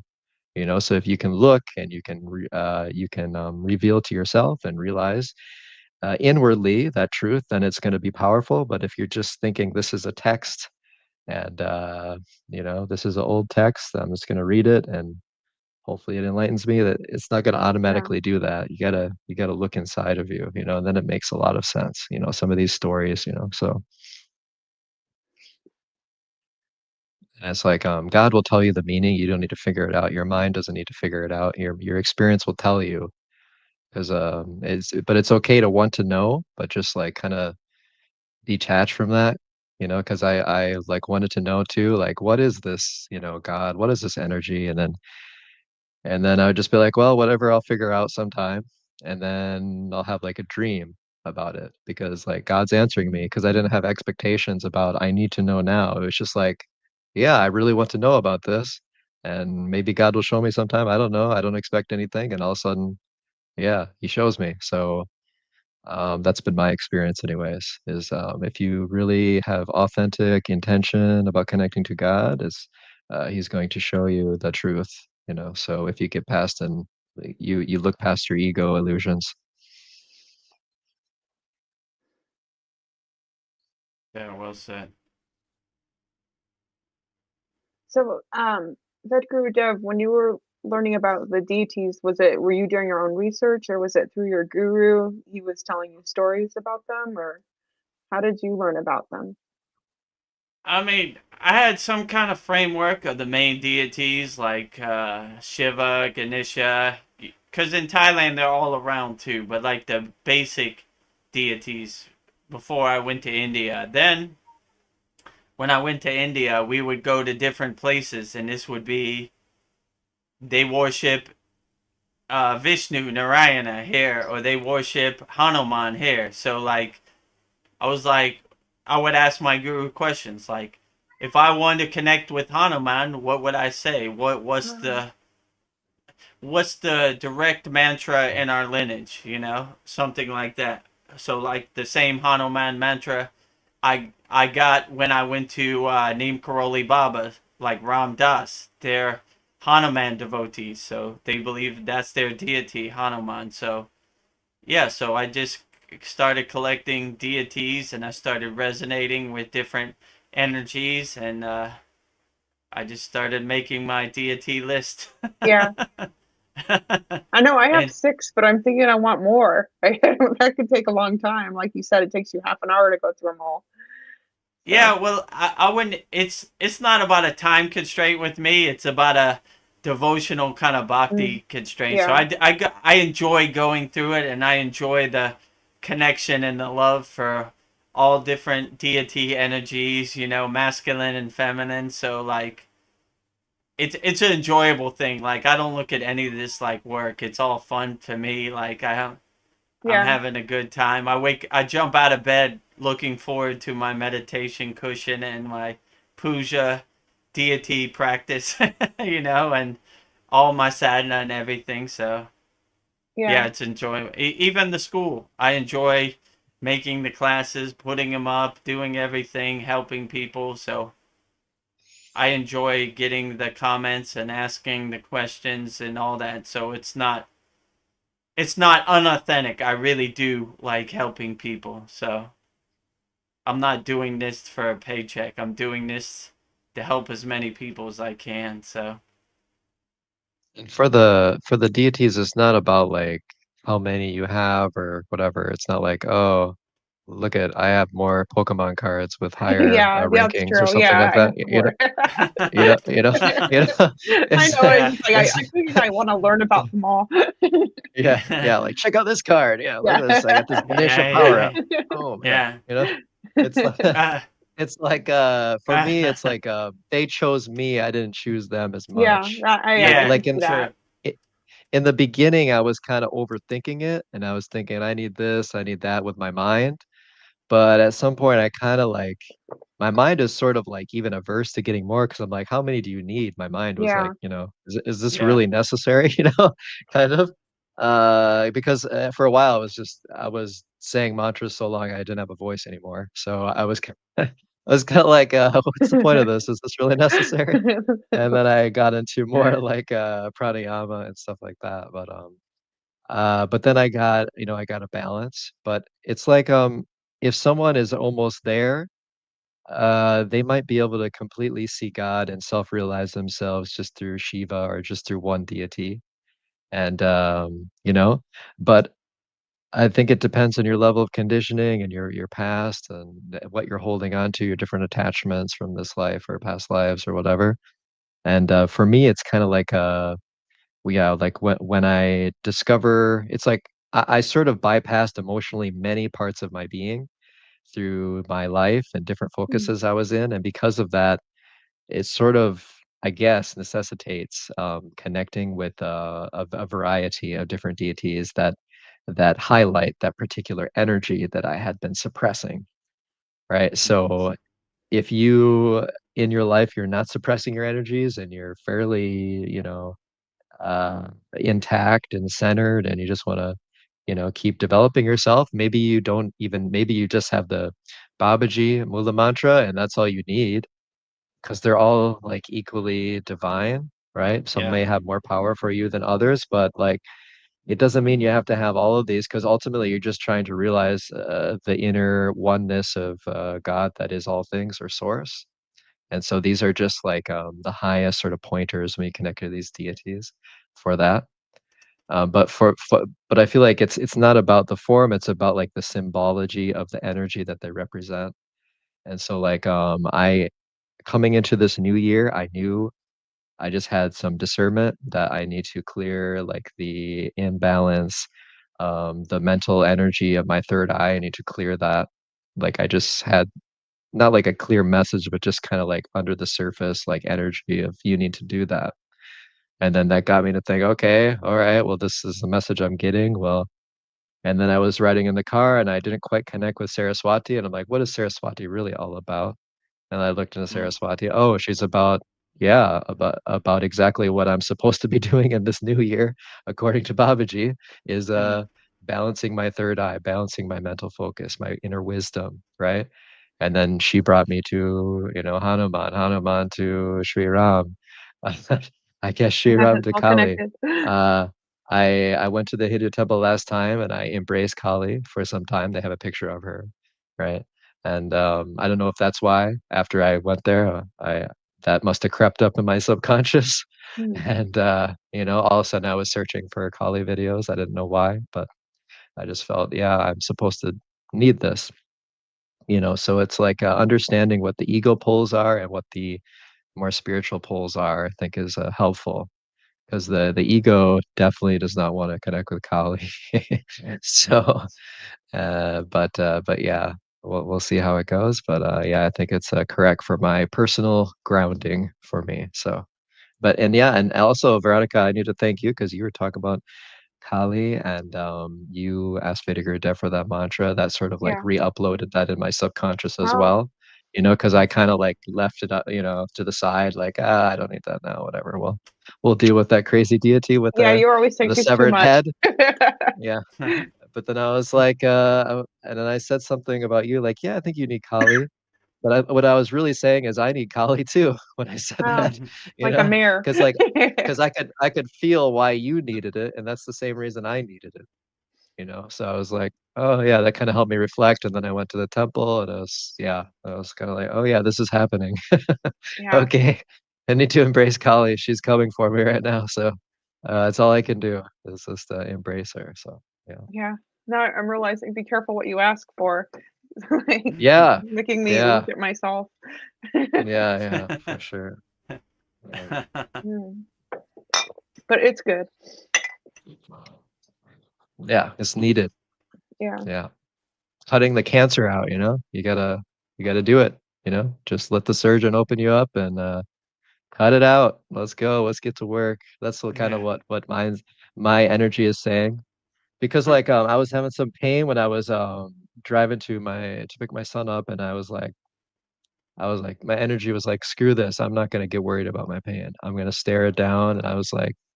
And then I was like so in peace actually. It was so weird. I was like in pain, but I was in the most peace ever. And I was like, "Oh, that's Cali, actually." That was, like, really, really Mm. fierce, and I needed that fierce energy to counter that challenge. And then when I connected with that, I think that sorta, like, connected me deeper with Cali even more than I was before. So, yeah, I guess that's what's happening. I don't know. I don't know what's going on, but yeah, now I'm connected to Cali, so we'll see how it goes. Yeah. Yeah, when I asked Ved Guru Dev for Kali or Saraswati, I didn't think he would give me Kali, but he did. So I don't know. I thought that you would think that I don't know. It was too much for me or something. So, but I don't know. It's actually becoming one of my favorite ones. I like how it makes me feel. And it's not.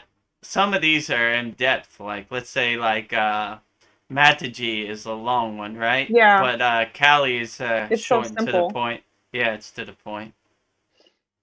After Mhm. we get Yeah. off here, I'll give it to you, Brian, and I'll send you the Yeah. paper like I send Veronica also. Thank you. I've been meaning to do it. Yeah. This week has been a whirlwind since I started free Kriya Yoga Yeah. Yeah. school. So Yeah, now trying you to have That's all more. good. Yeah. Yeah, you had Well, your you hands could. full with one school now. Yeah. Here's yeah, another. I embrace the work though. There are people out there that need Yeah, it's help, good work. and I don't want the barrier of the paywall stop them from getting help. So free Kriya Yoga. I'm Oprah in the Kriya Yoga Yeah. world. Kriya Yoga for you. Kriya Yoga for you. Free. All free. Don't worry about it. Break down that ego barrier. We can't practice Kriya Yoga. No, we can. It's free. You know. Yeah, it's it's for no Yeah. Do I worries. need to be everybody. initiated? Like, No, no, you don't need to be initiated. Let's no go. Let's initiating. go. Don't worry about it. Free. Focus on the free. First word in that website is free. Right? Focus. Yeah. Nothing to lose. Nothing to lose. Free. Right? Don't even think about it. I know that ego, same way it did for me. Like, what is Kriya Yoga? What? I can't do Kriya Yoga. It's going to put up a whole bunch of blockages. Overcome that. It's free. No, nothing to lose. Right? No doubts. Anybody can have free. Right?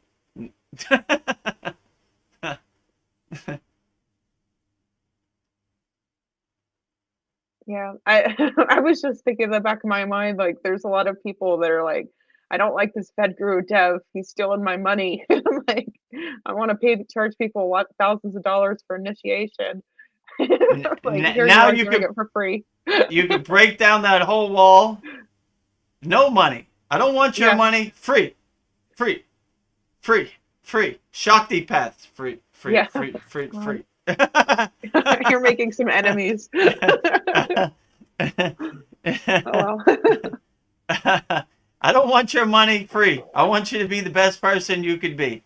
So let's get that out the way first. And Yeah, I you don't don't see want anything. a lot of people like doing these open satsangs either. I mean, Sri M is doing it and stuff. Like Yeah. he's well established, but like some of these other focuses, I don't see them doing it open like this to the public. Like Right. that course that I took before, it's only for people who have paid money. I don't know how many, like over $300 for the course or whatever. So that's not open to the public. And this, you should see by the actions, the grace, and that it's not about money. It's about helping people, and you can see that through actions more than anything. Yeah. You know that this is open. We go like 4 hours, we go longer, whatever. It's there's no time constraint on this, and so it is as it should be. And then yeah, we have the free school now, so you can interact in any way. So it's completely inclusive to you at whatever level. And then if you want to go to the school that we are in and be a part of this satsang and see the experience the yagnas, the yagna fire ceremonies, and the live classes, and go deeper into it, then the $25 is very, very, very worth the price. Like for me, I didn't like bat an eye at this. I'm just like, yeah, whatever. I don't care. I'd pay double that and whatever. I need it. So but this is great because it gives it's completely transparent, and yeah, everyone can. I mean, you were always transparent, but now everyone can see that. They don't have to choose anything that they don't feel pulled to choose. Yeah. Right. Just whatever Babaji tells you to do, just listen to him. So yeah. Uh, Yeah.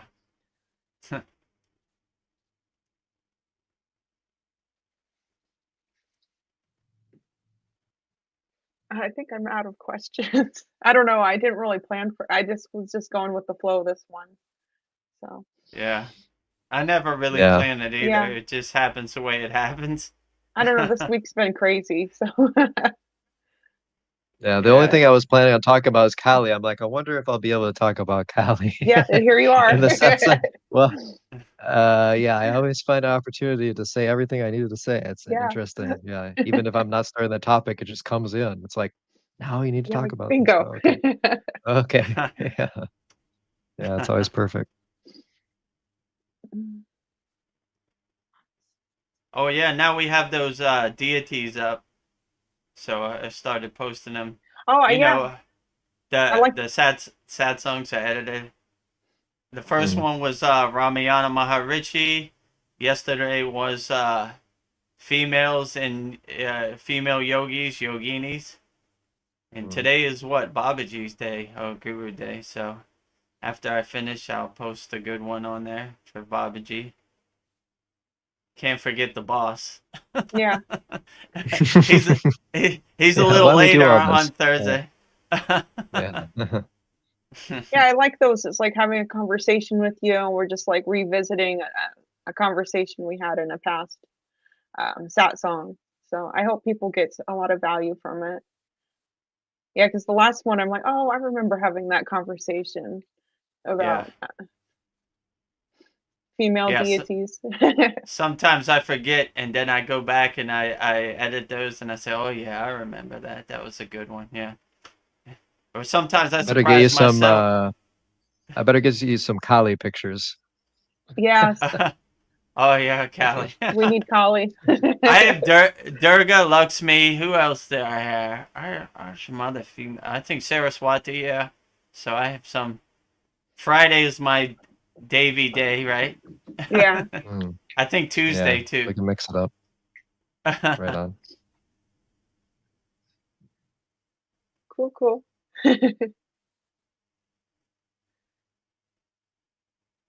Wow. Is it time? Are we all blissed out? I'm good. I'm good. Okay. Do we have Anyone any else have questions? questions on I think, YouTube? let me Nope. check. Last one was Mariana. How frustrated she is. Okay. Well, it's all good. Whether you're on YouTube or you're on StreamYard, your presence and your energy is always welcome. Same, equal. Different platforms, same energy. Yeah. And all the people watching on YouTube, learn Kriya Yoga for free. Join now. Free kriyayogamasterclass.com. Click the join button. It's totally free. We're not trying to sell you anything. We just want you to be the best person you could be. There's some great beginner techniques. There's a lot of good information, interactive community. So there's no pressure. Just come join the Kriya Yoga School for free. Free Kriya Yoga, take you right there, and you'll be ready to go. And Brian also made a great website, kriyayogamasterclass.com, which is a great place. No matter what language you speak, translate to your language. And Kriya Yoga is for everybody. Man, women, aliens, humans, animals, everybody can practice Kriya Yoga. Or if you need help, email me, VedGuruDev, no A. There's some VedGuruDev Yeah. out there who stole my real name, but it's all good. So VedGuruDev without the A at gmail.com. And yeah, we just want you, if you need help, we want to help you. So sign up. We're here to help. And we have this satsang every Wednesday, 9 p.m. Eastern Standard Time. So I think we're almost at 4 hours. So we're on here for a while. So pop in, join us. No, you don't have to spend no money. It's all good. So I guess with that said, we'll wrap up the 30-second satsang here at the Kriya Yoga School. Om Shanti Shanti Shanti.